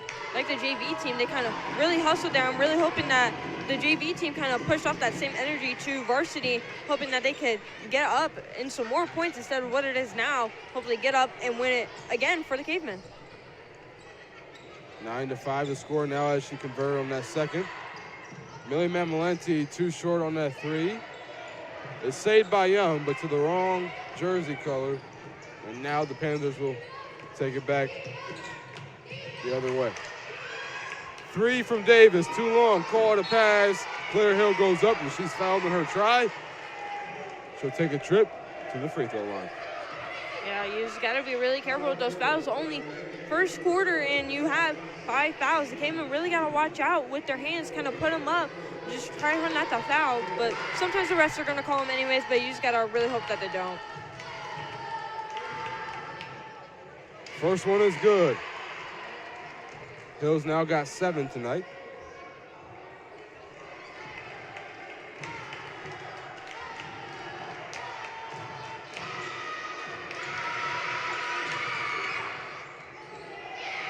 That second one is no good. Mariah Young will field that one, and now Millie Mamalenti will walk up the rock for the Cavemen. And Nia Johnson sees an opening, takes it, 3, no good. Mariah Young tried to rebound there, some contact, no call. Full speed ahead, that one is good by Welding.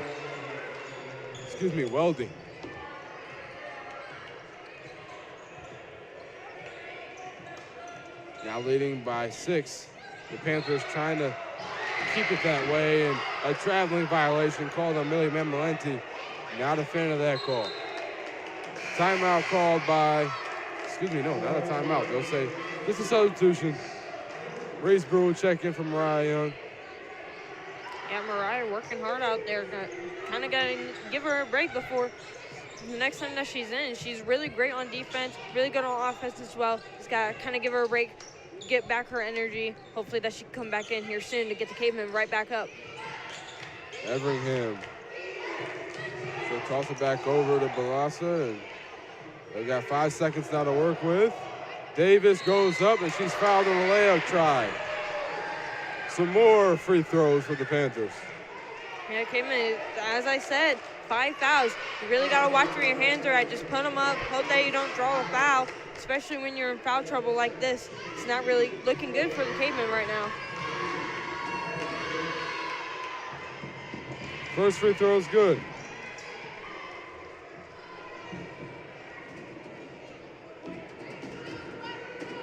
(13-5) now the score. Second free throw rumbles in and out. Hill gets the rebound, puts it right back up and in before time expires, and now they're going to go ahead and enter the break with a 10-point lead. 15-5 is your score in favor of the NorthWood Panthers here on the Mishawaka Network.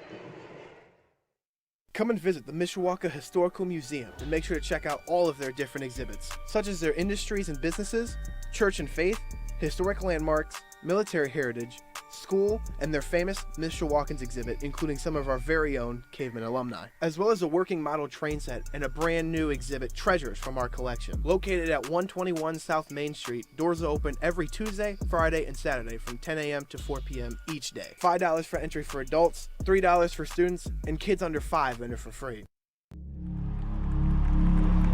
Some see a wrestling match. We see a 6-minute lesson in grit.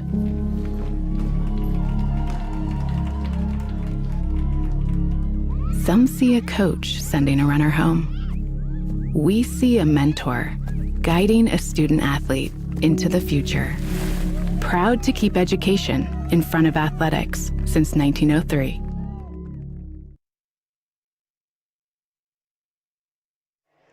Welcome back, folks. Here we've got Athletic Director Mr. Evan Frows alongside Hannah Hess and Maddie. 3 people that make Mishawaka sports work. Very thankful for them here in the halls of Mishawaka High School. Yes, very thankful. Back to the basketball here. We've got the NorthWood Panthers ahead by 10 early on. Start of the second quarter. They want to start off fast. Going up there, no call on that try. And Davis, nothing going there on that one either.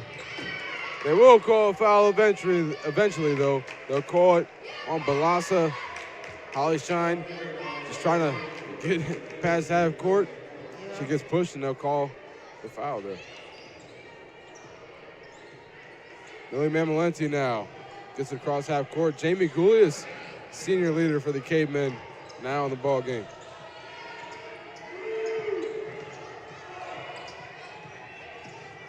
Nice screen by her. Brew trying to get it to Johnson, and it's stolen, taken the other way. Weldy inside now. That one no good. Rebounded again. They keep the possession alive. Hill no good. Again, they rebounded, and that time they are good. Taryn Markham gets it to go from the paint. Cavemen really need to box out right there. They got three different possessions from that. They really just need to box out and try to get that ball back. Because without boxing out, they're just going to keep on getting it and keep trying to score each time. Yeah, got to be careful there. Not boxing out can get you in a lot of trouble, not only in the game, but in practice. Coach is not going to be happy about that. Oh, no. Weldy again to steal. And now, no call there. She's going to call that a contested shot. That one's no good again. Inside by Markham. They got a lot of possession tries there, 2 of them. Oh, yeah. But didn't convert on either. And another foul call.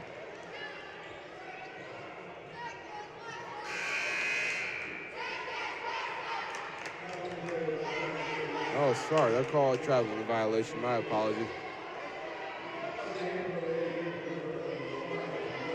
We're going to trust the voice of Mr. Turton. He said traveling violation, that's what we'll go with.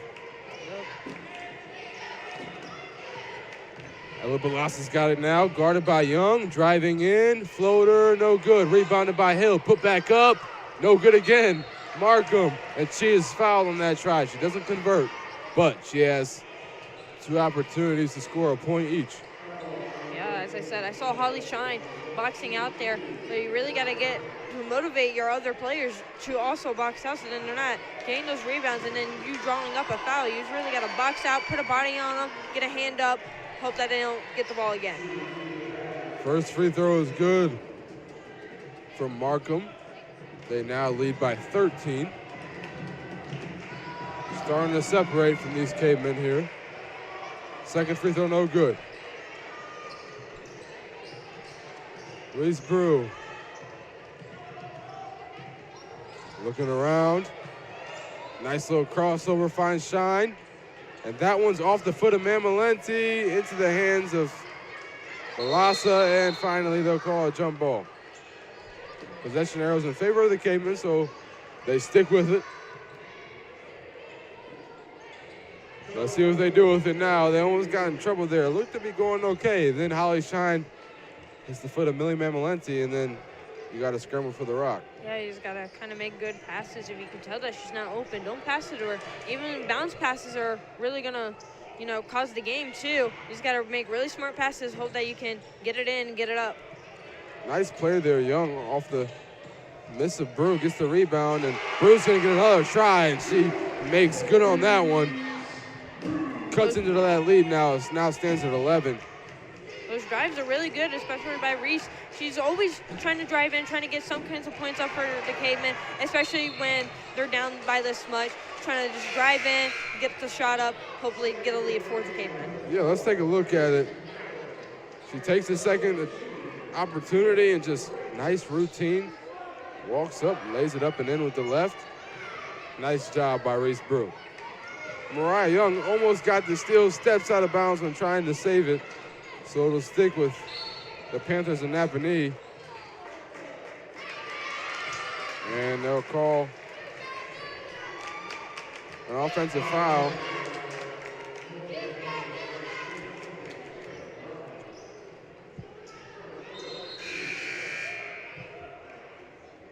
So now Mariah Young will go ahead and inbound this after the subs. Davis checks in for Everingham. And number 12, Ivy Leaper, we see for the first time, as Markham takes a seat. And Reese Brew will drive inside and draw a foul. Yeah, those drives by Reese, really good on her part, because sometimes they're going to call that foul, and then she's at the line, going to the free throw, hopefully to get those 2 free throws in, and then getting up for the Cavemen instead of having it at 17 and 18 right now. 2 other subs occurred on the Cavemen side. Grace Matherly and Leah Grayless now checking into the game for Holly Shine and Jamie Goulias. That first free throw was a miss from Reese Brew.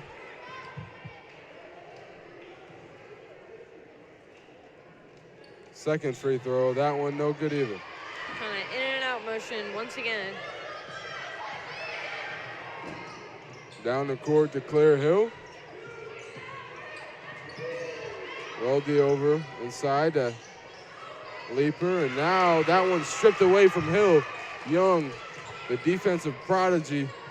Yeah, Young, she's always there, always ready to get that ball, whether it's going to be a common jump ball or she's actually just going to take it from NorthWood. Great job by Matherly to be aware and know that she cannot take another step. There's somebody right there. They'll call the jump ball, however, and it will be in possession of Panthers. The Panthers, after that one.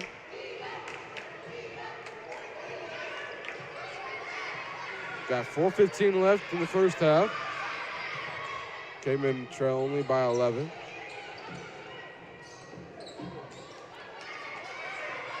Balassa cross court. That one's stolen right out of the air by Johnson. Yeah, Johnson always there, ready to go. Saw that the ball was coming right towards her. She was like, you know what? I'm going to defend this ball. I'm going to get this right back for the Cavemen, grab the ball and pass it right to Brew. Reese Brew going insane with the left on the left side. She's got another layup, all 6 points from that exact same spot. I feel like that's her favorite spot, going left-handed, feeling like that she can get a drive in. Not most players go left, they always go right, but Reese Brew, she's like, nah, I'm gonna go left-handed this time. It's been working out for her nicely. Leaper no good on the 3. And Balas is gonna go ahead and snatch that rebound with ease. Hill now for 3, and she's no good either. That one rumbles in and out.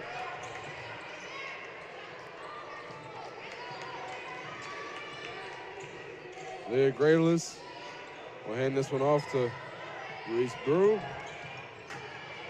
Brew maybe looking for that left-hand side again. Drives in, and she loses it that time. It's off the hands of a Panther, off the body of a Panther, and out of bounds. Let's see again. Reese Brew looking for that left side. And she's going to find it that time. We've got a timeout call. We'll go ahead and take a break.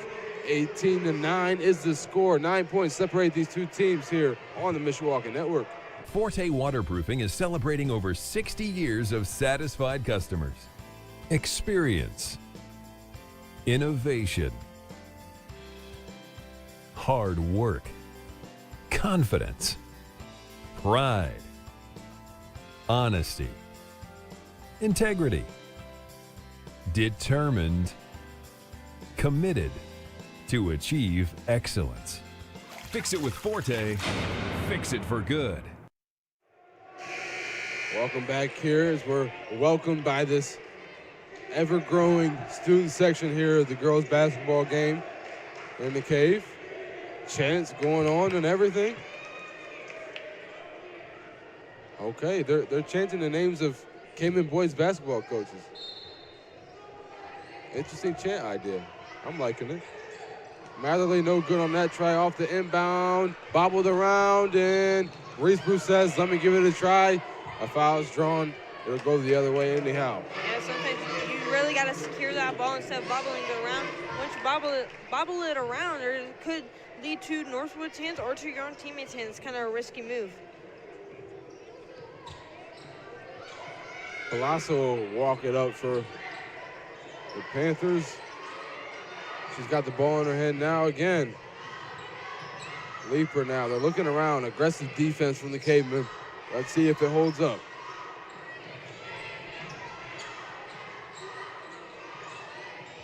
Still searching around the perimeter. Leaper will decide to pull it from 3. No good.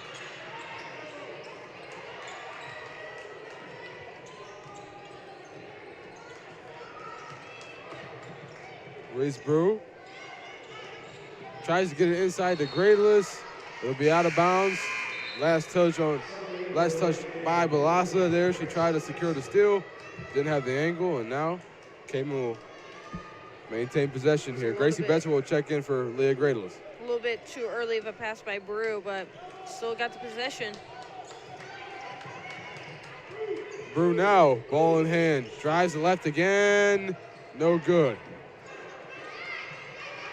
A little bit of a heat check there. That one pass out of her reach. Inside to Johnson. Johnson off the bank, no good. Had Grace Matherly open there. She was jumping up and down for the ball. Didn't get it. Saw her too late. Yeah, once you see those open passes, you really just got to do it immediately, because once you look away for 1 second, those passes are going to be gone. Right, and I know it's frustrating for Grace. It's like, man, I was wide open. Well, if someone doesn't see you, there's only so much you can do. Yeah. Balasa and the Panthers lead now by 9. With 1:30 left in this first half. And that will be a backcourt violation. Over and back. No deflection by the Cavemen, so that one's a clear call. Yeah, you just got to make the great passes. NorthWood just really got to make sure that you're at the ball in time instead of making early passes and then getting those violations. Reese Brew. She's fouled. Excuse me, kickball. Had the monitor in the way there. Couldn't even see the foot contact.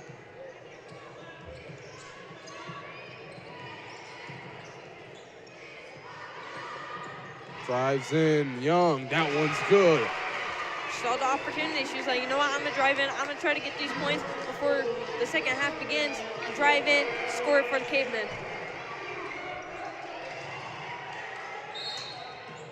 They're going to call a foul there. So they grabbed the wrist there. Now Velasco will go ahead and inbound this one. They'll call that foul on Anaya Johnson, who's going to go ahead and get the deflection there. It's off her hands and out of bounds. We talk about this all the time. We talked about it a little bit when Mariah Smith got a big block in that JV game. Sometimes it's going to be, it deflects off your hands and out of bounds. But if you get a nice steal like Mariah Young here and you lay it up and in, that creates some electricity here in the cave.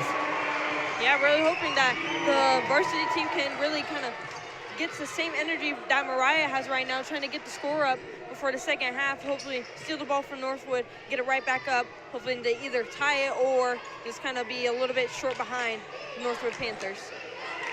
Cross-court pass. Hill's got it. Double team. Tries to fight through it. And they'll call a foul. Let's go ahead and take a look at this again. Nice steal. She's been picking off passes all year long. Contested layup. All good. Never a doubt. Always there. Always running. Always hustling, too. Getting the ball. Getting those layups. Coach O said that Mariah Young works so hard in practice. I mean, nobody outworks her. She's pedal to the metal. Every play is Hill will miss that first free throw. Said for a freshman, that's such a rare trait. Yeah, always hustling, always, especially if we're running at practice, she's always the first one to be done, first one to take off. She's always hustling. Really proud of her for that, too. Johnson, Matherly, and Grayless will take a seat. Reese Brew, Jamie Gulius, and Millie Mamalenti will check in. That second free throw is good. Extends their lead to 6 now with under 30 left.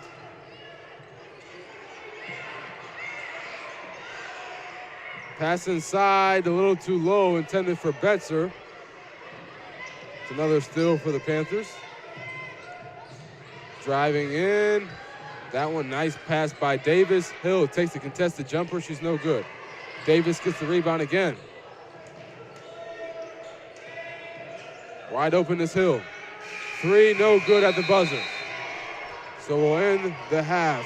Score 19-13 in favor of the Panthers, and the Cavemen in way better shape than maybe anybody would have projected before the tip-off. Oh, yeah. What are your thoughts so far from the Cavemen and the Panthers quickly?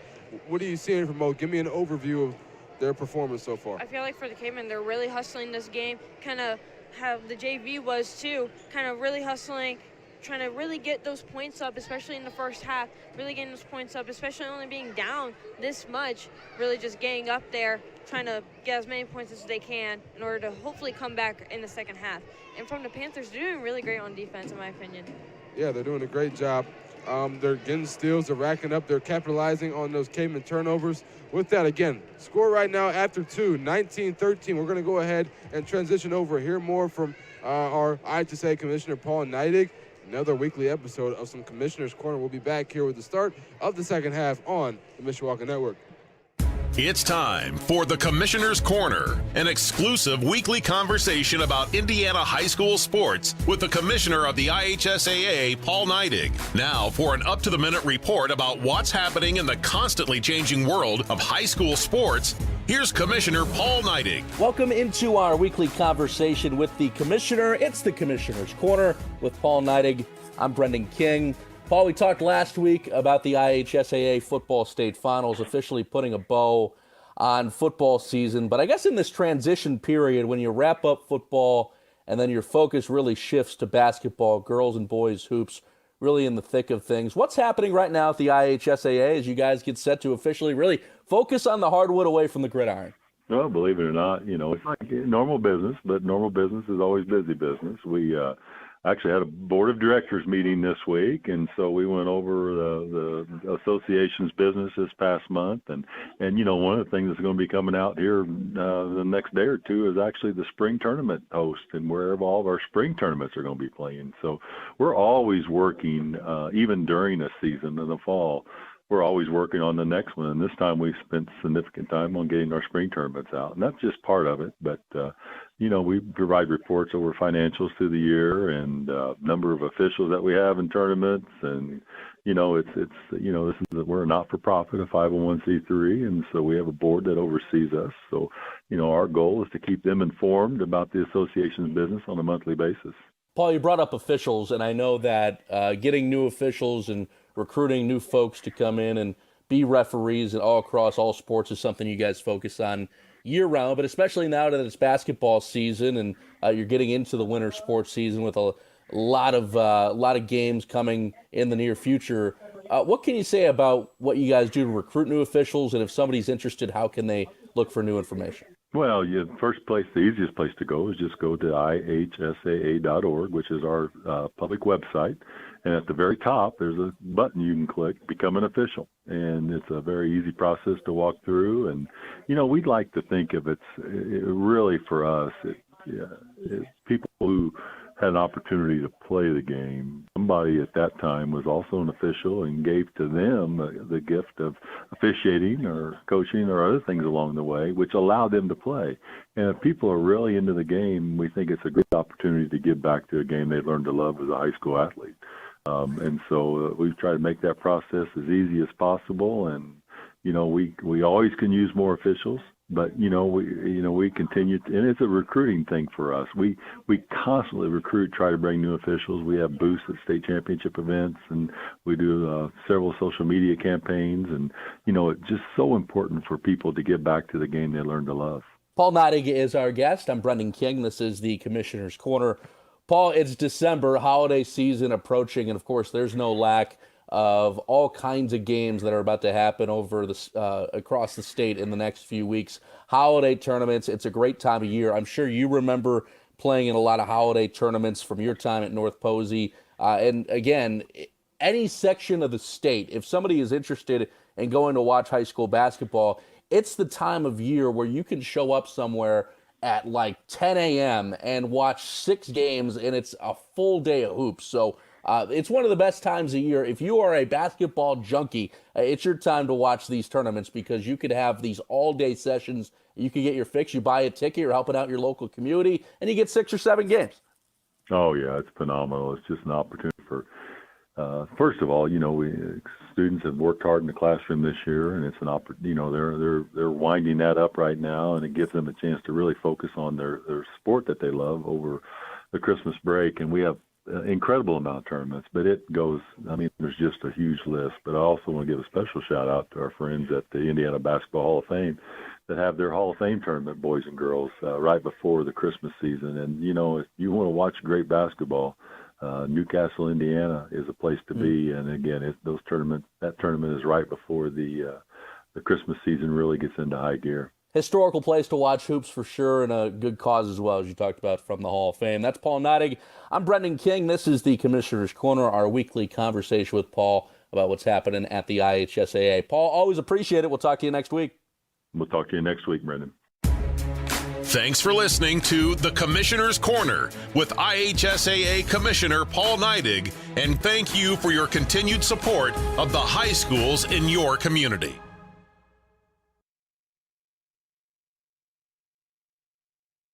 Forte Waterproofing is celebrating over 60 years of satisfied customers. Experience, innovation, hard work, confidence, pride, honesty, integrity, determined, committed to achieve excellence. Fix it with Forte, fix it for good.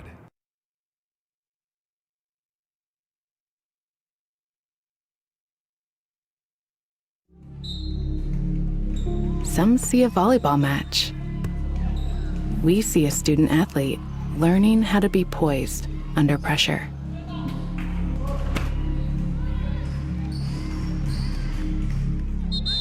some see a high school football stadium. We see the one place where the whole community comes together. Proud to keep education in front of athletics since 1903.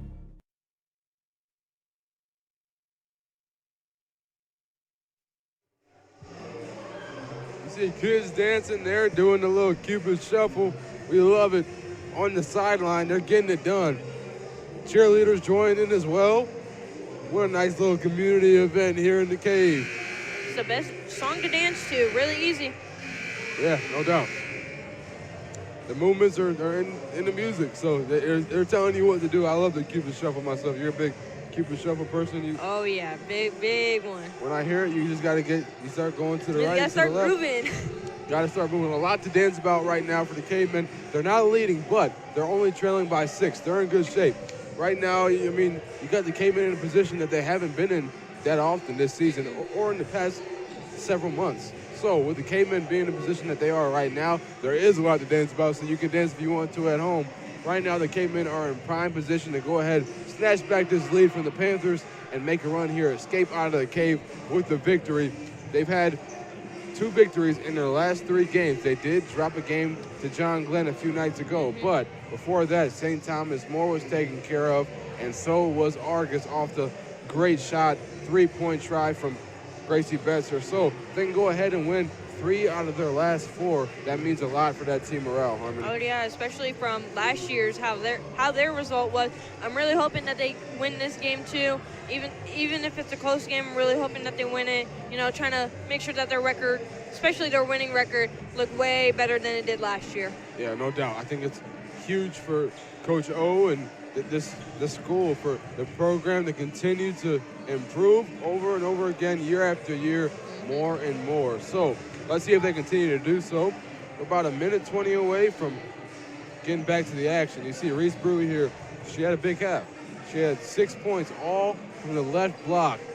She was driving left every single time, and they could not stop her. She did it 3 times straight. They couldn't do nothing about it. It's her best side, I guess. You know, just driving left. Sometimes they don't expect you to go left. They expect you to always go right. But Reese Brew's like, nah, we're going to go left. NorthWood Panthers, you see their team huddle now. Head coach speaking to them as we speak.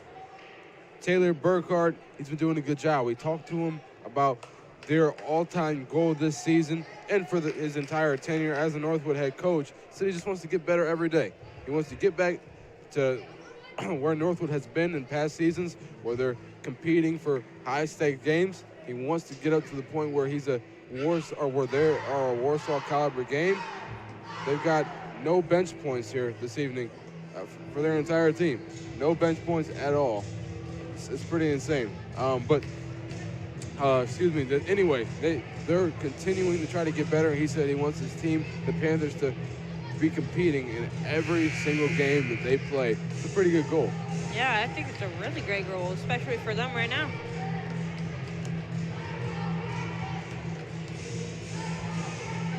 See what the Cavemen do here to start off this second half. They will start the second half with possession here. Reese Brew to inbound it.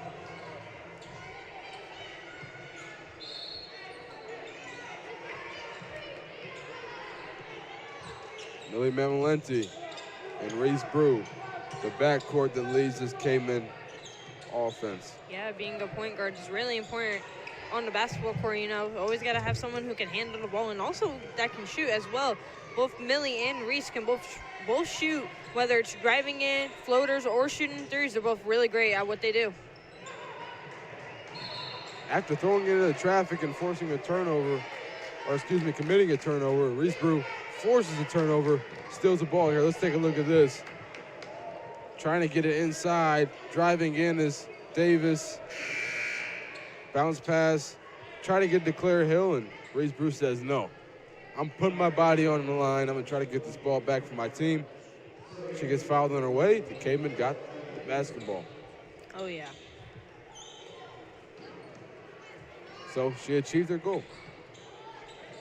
Millie Mamalenti. She'll fire it inside at Nia Johnson, and it pops right back into her hands. Reese Brew looking for somebody, picked up her dribble. Millie Mamalenti, quick pass behind her to Mariah Young, and she's fouled, tripped up. Yeah, those drives, really just hoping that they call a foul on you, hoping to get the possession back or go to the free throw line and shoot 2. Lobs it over. Millie Mamalenti's got it now. She's guarded by Balassa. Reese Brew now drives in, tries to make something happen, was hoping for a call, didn't get it there. Not this time. Not like the previous times that she tried to go. This time, wasn't in her favor. Everingham thought about it, decides to swing it. Now Davis inside. To swing around the perimeter is what they're going for here.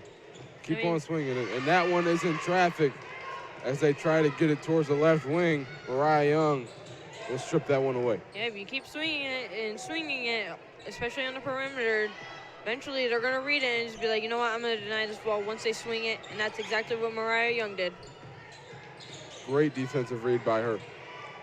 That one at the feet of Gracie Betzer. She's going to pass it off just in time.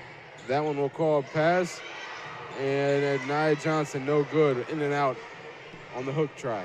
So close, only if she was just a little bit closer, use the backboard as well, she could have gotten it in. Ball's turned over. Gracie Betzer has got it. They're going to call a traveling violation, however. It'll go back the other way. A little bit of a happy feet.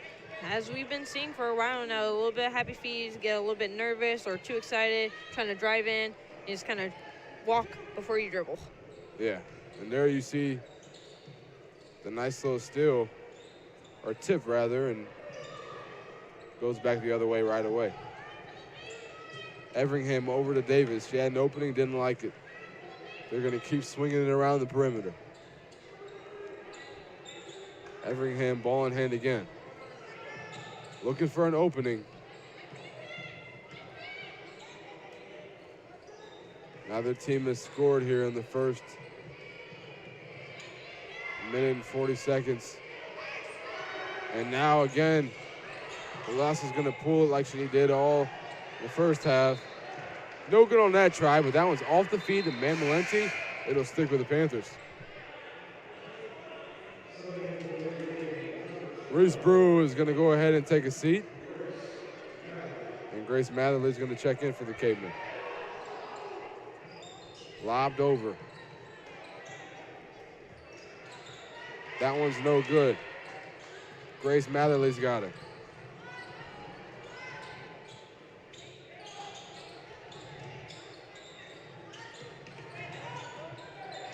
Inside, Young, she is good on the layup try. That was a great pass by Mamalenti. Kind of seeing that opening for a split second, like I said, you really just got to make those passes as soon as you see them. Once you see them, pass it, get that layup up. That's exactly what Millie and Mariah did. Velasquez got it. Everingham to the corner. Davis drives in. And that one's stolen by Gracie Betzer.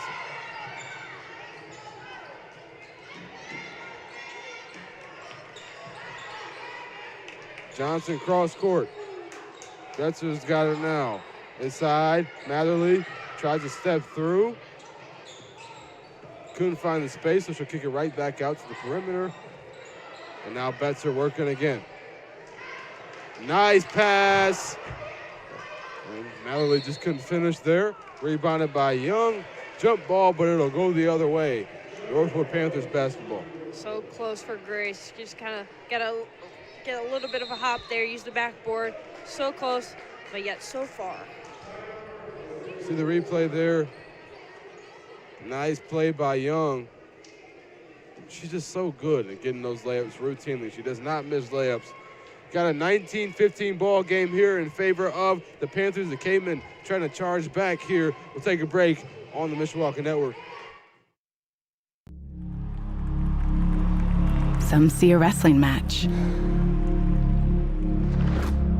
We see a 6-minute lesson in grit.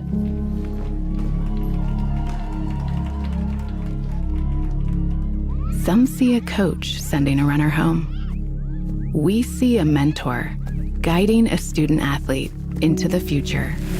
Proud to keep education in front of athletics since 1903. Some see a high school football stadium. We see the one place where the whole community comes together. Proud to keep education in front of athletics since 1903.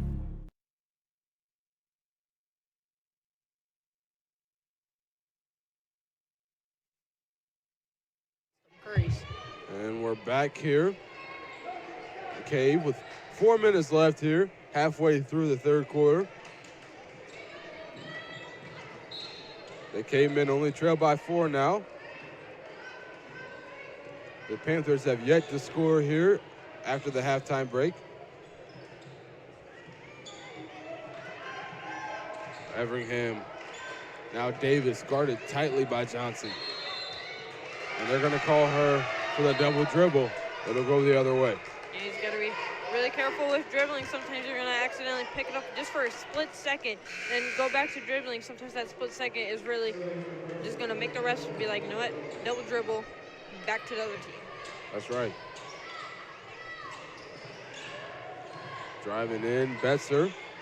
Matherly, no good on that try. A little bit short, only if she kind of got a little bit of more of a hop and just trying to glide through it. Blossom will pull up from deep, no good. Claire Hill drove in and fought for that rebound over Betzer right away.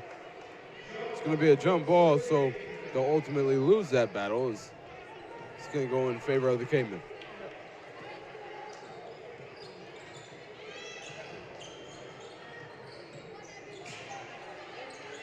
Johnson and Mamalenti in the backcourt. Johnson loses her dribble, gets Gracie Betzer to bail her out. The Cavemen trying to make things work.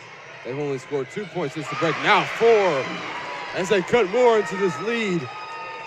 2 points now separate these two ball clubs. Yeah, see, look, the Cavemen coming right back, just how the JV did, coming right back up even from being down by so much. You really just got to get that energy and boost it off by the other players and just really get right back up into the game. No good on the shot initially by Leeper. On the second chance point try, Hill will convert. And now she has an opportunity to convert a three-point play at the free throw line. Again, the first points of the half for the NorthWood Panthers as they went scoreless throughout that first 6 minutes and some change.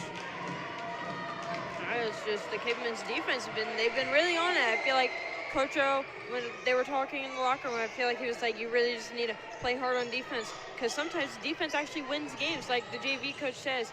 You just really got to get really back on defense. Hope that you can get the ball back. Nice step back three from Millie Mamalenti. She drains it from deep.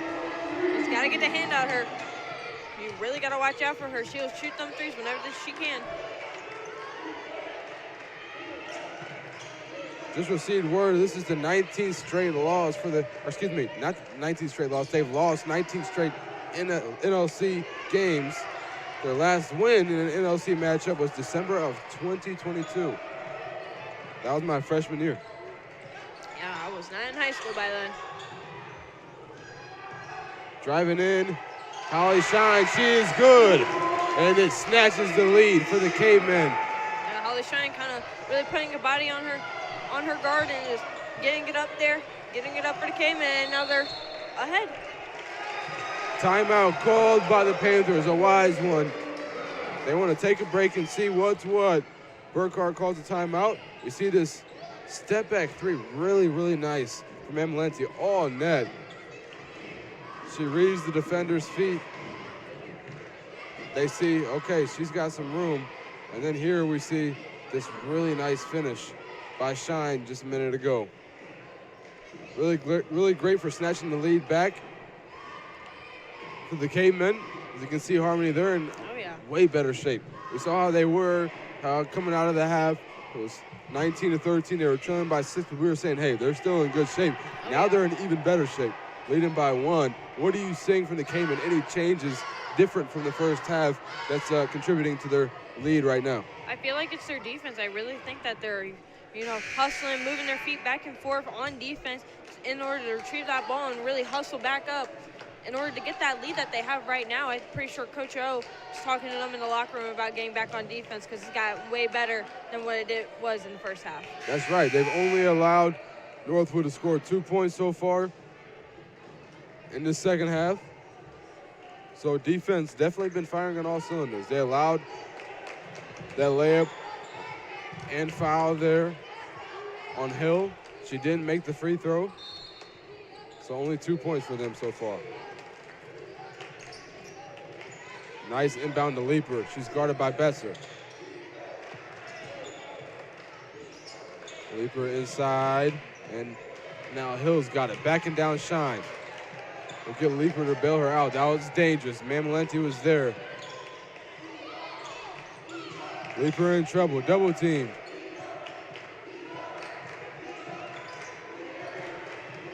Yeah, look at the defense right there. Miller going for the reach, but the defense was great. They're really on there. NorthWood didn't really know what to do there. Just kind of trying to run something at least in order to get that score up. But the defense on the Caveman side is just a little bit too good. Yeah, they're playing very well right now. Pass inbounds to Weldy. And now Balasa will drive in. The floater is good. Like how 1 point separating both Caveman and NorthWood. Just really trying to compete with each other, either with 2s, 3s, free throws, all of it.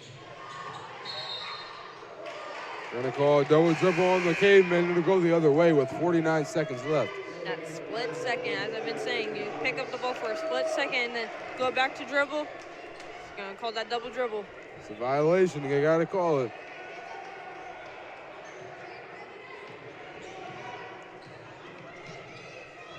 Ella Balasa's walking it up for the the Panthers.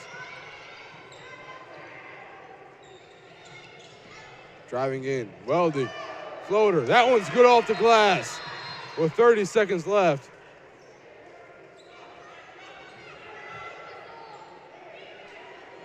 Unaware of what the stoppage was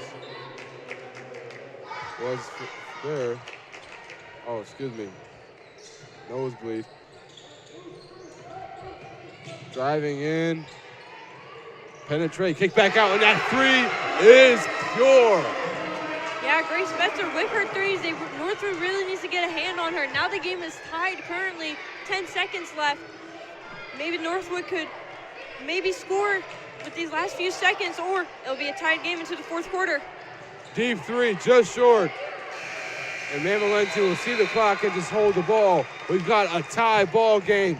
Going into the fourth quarter here, the Cavemen and the Panthers all knotted up here as we enter the fourth quarter. Turn the page after a break here on the Mishawaka Network. Forte Waterproofing is celebrating over 60 years of satisfied customers. Experience, innovation, hard work, confidence, pride, honesty, integrity, determined, committed to achieve excellence. Fix it with Forte, fix it for good. Some see a volleyball match.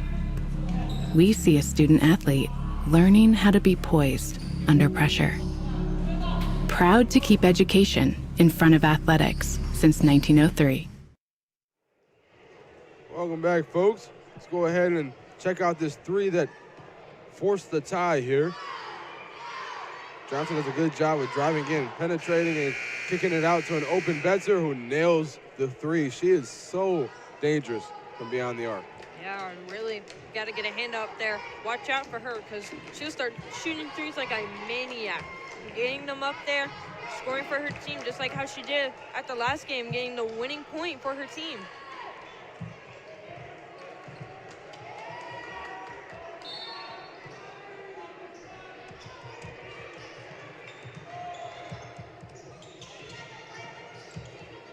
Driving in. Wedley, she's double teamed. And now Everingham will drive in, kick it out to Davis. Davis is pure from three. Back-to-back threes, a team apiece. It's a lot of threes that we've been getting this game. He's really got to get a hand out there because a lot of these players on the court can really shoot those threes. Another one maybe, no good, off the front rim. Rebounded by Young, though, they'll get another shot. Holly Shine opening, she gets fouled on the try. And now she'll shoot 2 free throws. It was really great for Holly stepping up to the line. She was like, you know what, I'm going to try to take this foul, and that's exactly what she did. Holly Shine, a big part of this team. She's also a Caveman softball player. A 4-year varsity softball player, assuming she plays varsity time this year. Oh, yeah. She'll miss the first free throws, got another opportunity.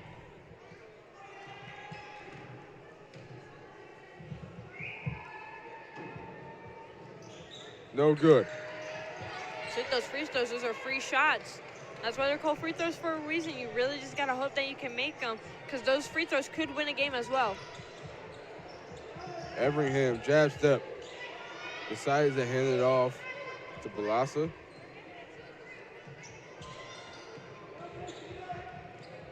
Pump fake. Weldy is double teamed. Bounce pass straight through the hands of Balassa and out of bounds. Kind of slipped through her fingertips right there. She was going for the catch and then just kind of went right through her fingers.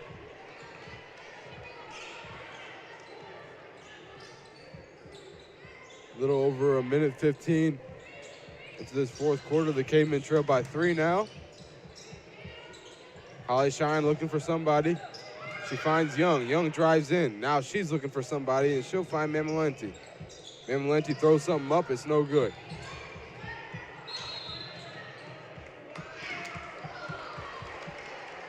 They'll say a push by the Cavemen, and it'll keep the Panthers alive here, their possession alive.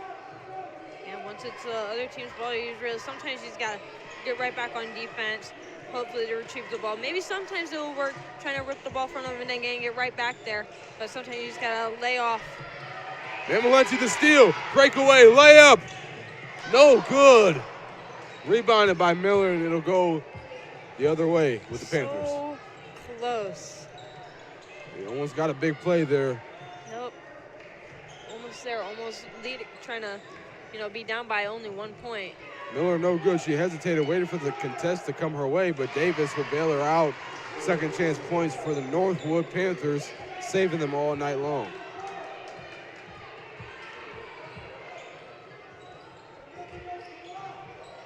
Mamalenti from 3. She's good. It was only a matter of time before she hit one. Yep. And now, just 2 points separate these two after the timeout is forced. 30-28 in favor of the NorthWood Panthers. Take a break here on the Mishawaka Network.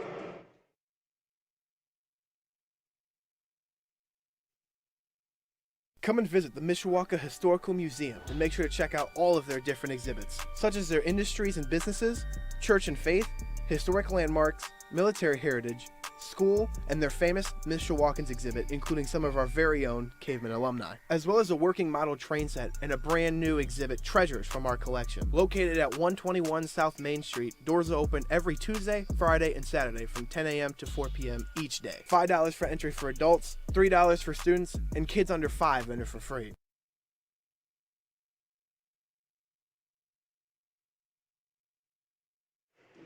We got a rap battle going on in the student section. Caveman boys basketball player Nico Price is saying, "Hey, let me jump in there real quick." Now Nico, he got to work the camera right now. He's working for us. He can't go down there and rap battle.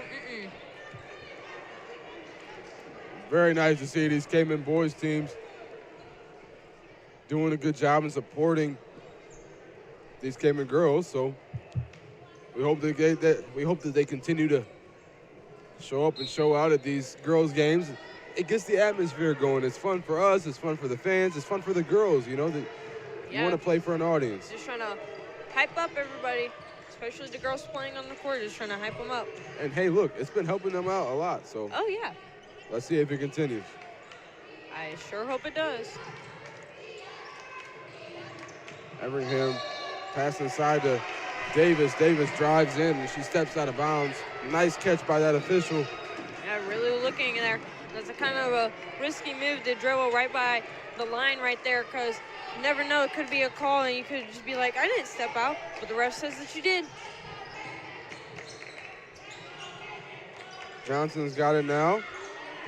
She's going to drive in, layup. That one's good. That knocks this thing up. Tied once again. They came in really stepping it up.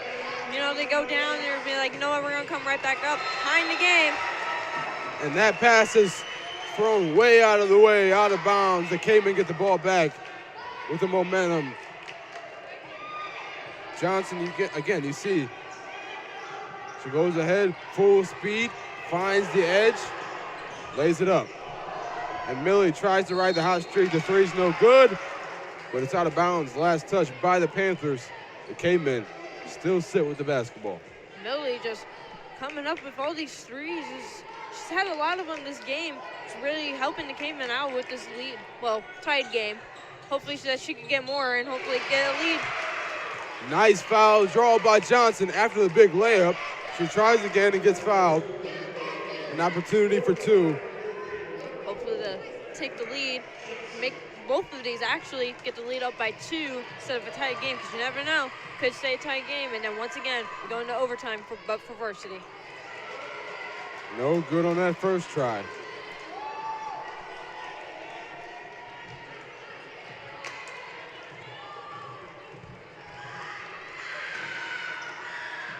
Second one, no good either. So you really gotta practice on those free throws, trying to make some more. Because right now it's a tight game, and it could be anybody's game at the moment. Just hope to get those 2 points. Nice steal for the Cavemen. It goes the other way as the Panthers turn the ball over. Will they capitalize here? Johnson wide open. They'll call it travel. Gotta dribble before you move those feet. Yep, a little bit of happy feet, too much fire in her body. Just kind of moved before she dribbled. You know, sometimes every player does that once every game. It's kind of just gonna happen. Inbounded by Davis. And Davis has got it again. She's driving inside, guarded by Betzer. Wedley. That one's inside, and they said Mankin was fouled by number 24, Holly Shine. Those fouls, sometimes you don't think that they're fouls, but the refs are going to be like, nope, that's going to be a foul. Sometimes they aren't, sometimes they are. Just honestly depends. That one tipped by Johnson, out of bounds. It'll stick with the Panthers. Trying to steal, sometimes stealing could be great and beneficial for your team. Sometimes you're going to just accidentally not get the ball and then just knock it right back out. Inbound. Miller's got it. Hill's got it.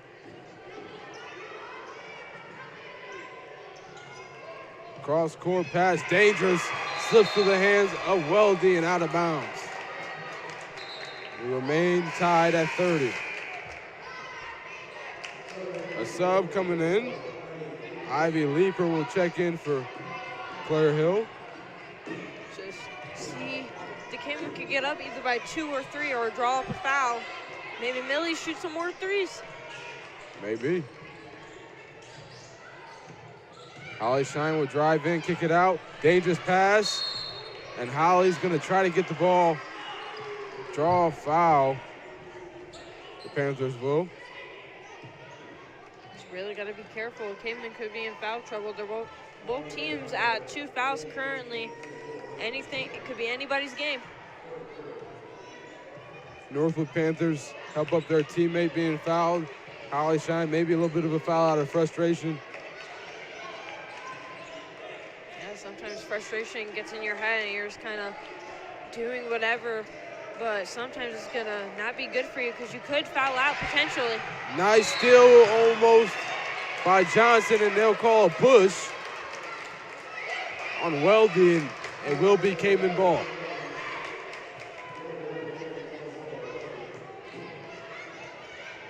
Gracie Besser will inbound it.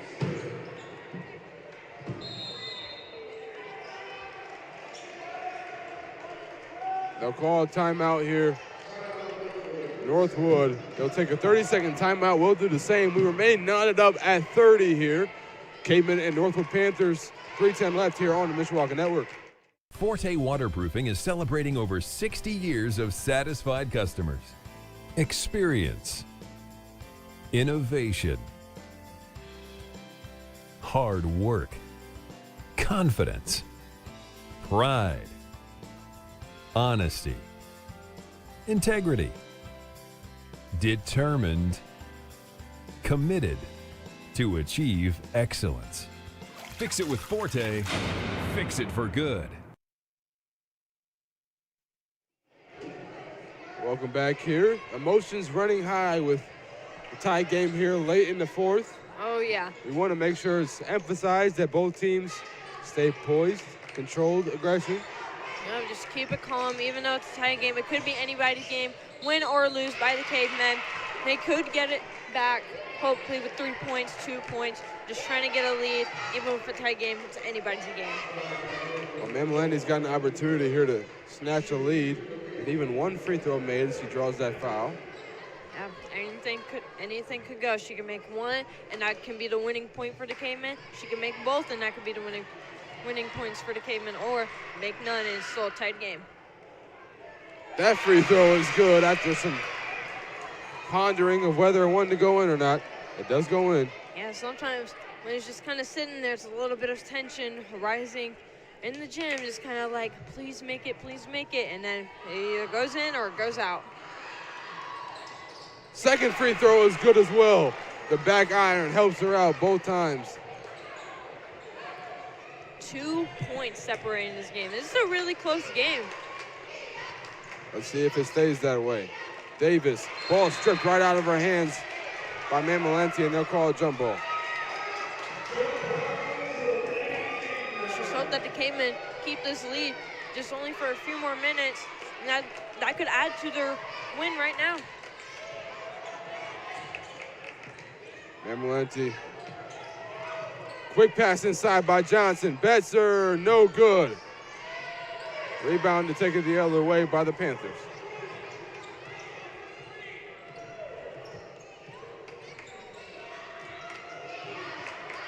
That shot is up, and that one is good.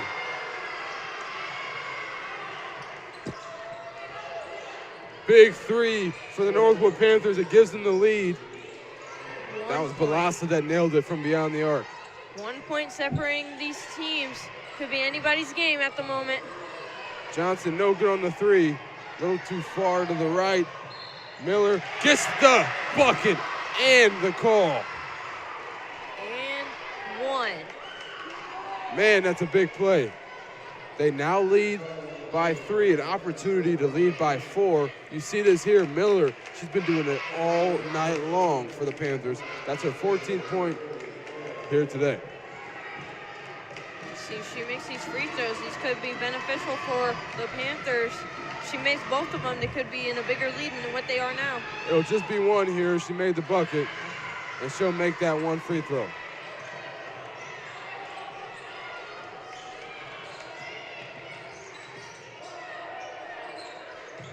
Betcher's got it. She's guarded by Davis.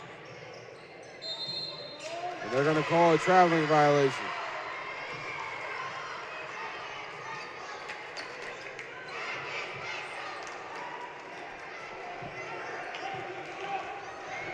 Looking to inbound it here is Davis.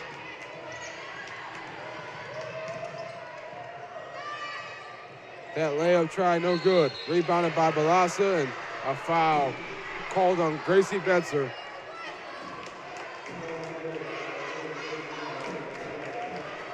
Right back at the line once again. Cavemen, 4 fouls right now. The Ooh, could be really bad once they get one more foul. Actually, both teams have 4 fouls currently. That's right. And I think the officials thought that they had already reached the bonus, but take a look at the scoreboard like you just did, and they have not yet. The no good 3. Mammolenti running back on the other end. Floater no good.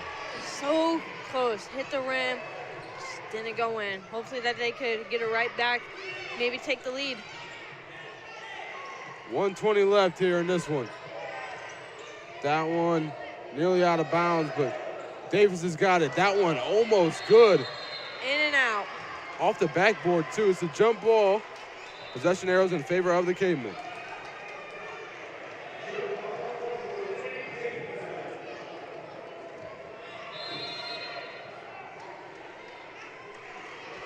Timeout called. Both teams will take a second as the NorthWood Panthers lead 36-32. They lead by 4. Let's talk about what's been going on here so far while we got some time. It's been an eventful fourth quarter. Oh, yeah, really close. The Cavemen at a certain point were leading by 2.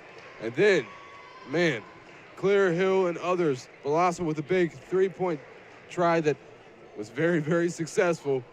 Now the Panthers lead by 4, and it's a whole different ball game. Yeah, it could still be anybody's game if only just a few more minutes left in this last quarter. Both teams have 4 fouls. Any more fouls, then both teams will be at the line. You just got to be really careful to get those hands up, but it still can be anybody's game. My biggest thing, and that ties hand in hand with those fouls, you've got to maintain your composure. You cannot start fouling out of frustration. You don't get a call that you thought you should have got. You cannot foul out of frustration. I know it's hard to kind of control that anger and aggression. You got to get over it because it's a ball game that you really need to win if you're the Cavemen or the Panthers. Especially this close of a game, sometimes frustration gets the best of you, and you just got to try to cool down, take it slow, hope that you could win. Win or lose, though, you just got to keep your composure. 1:12 left. Mammolenti, ball in hand. Shine's got it, hands it off to Mammolenti, and that's just not a great pass. Right off the knee, it looked like, from my angle, it looked right, kind of hit her knee a little bit and went right back out. Looks like they're pressing now. Yeah, they've got to.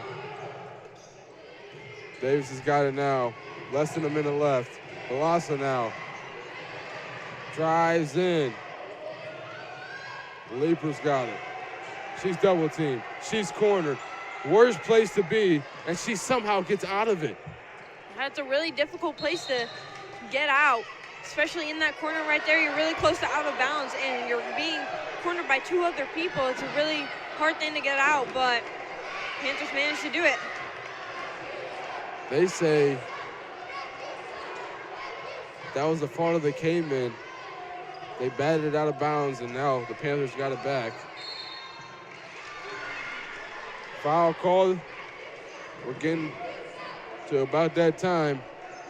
36 seconds left, and now with the 5th foul, the Panthers make their way to the free throw line. Cavemen, they just got to play a little bit smarter. 5 fouls right now. Any more fouls, the Panthers are going to be at the free throw line.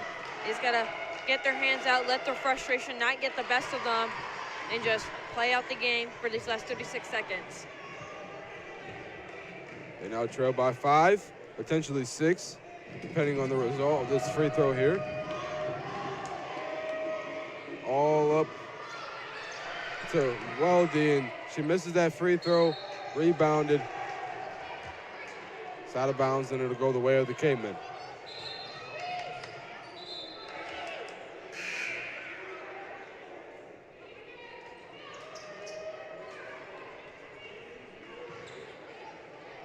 Betzer inbound to Mammolenti, and they've got to make something happen and fast. Mammolenti steps back, 3, no good. Rebounded by Brew. They'll call that foul.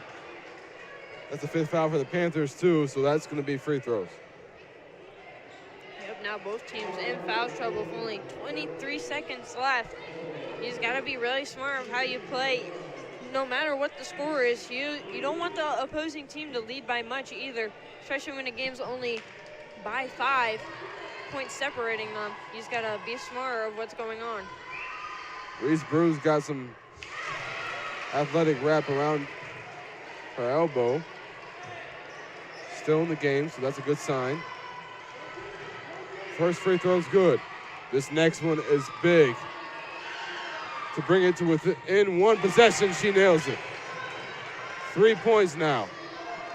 It's all the Cavemen need to tie this up. Avery wide open, slips through her fingers.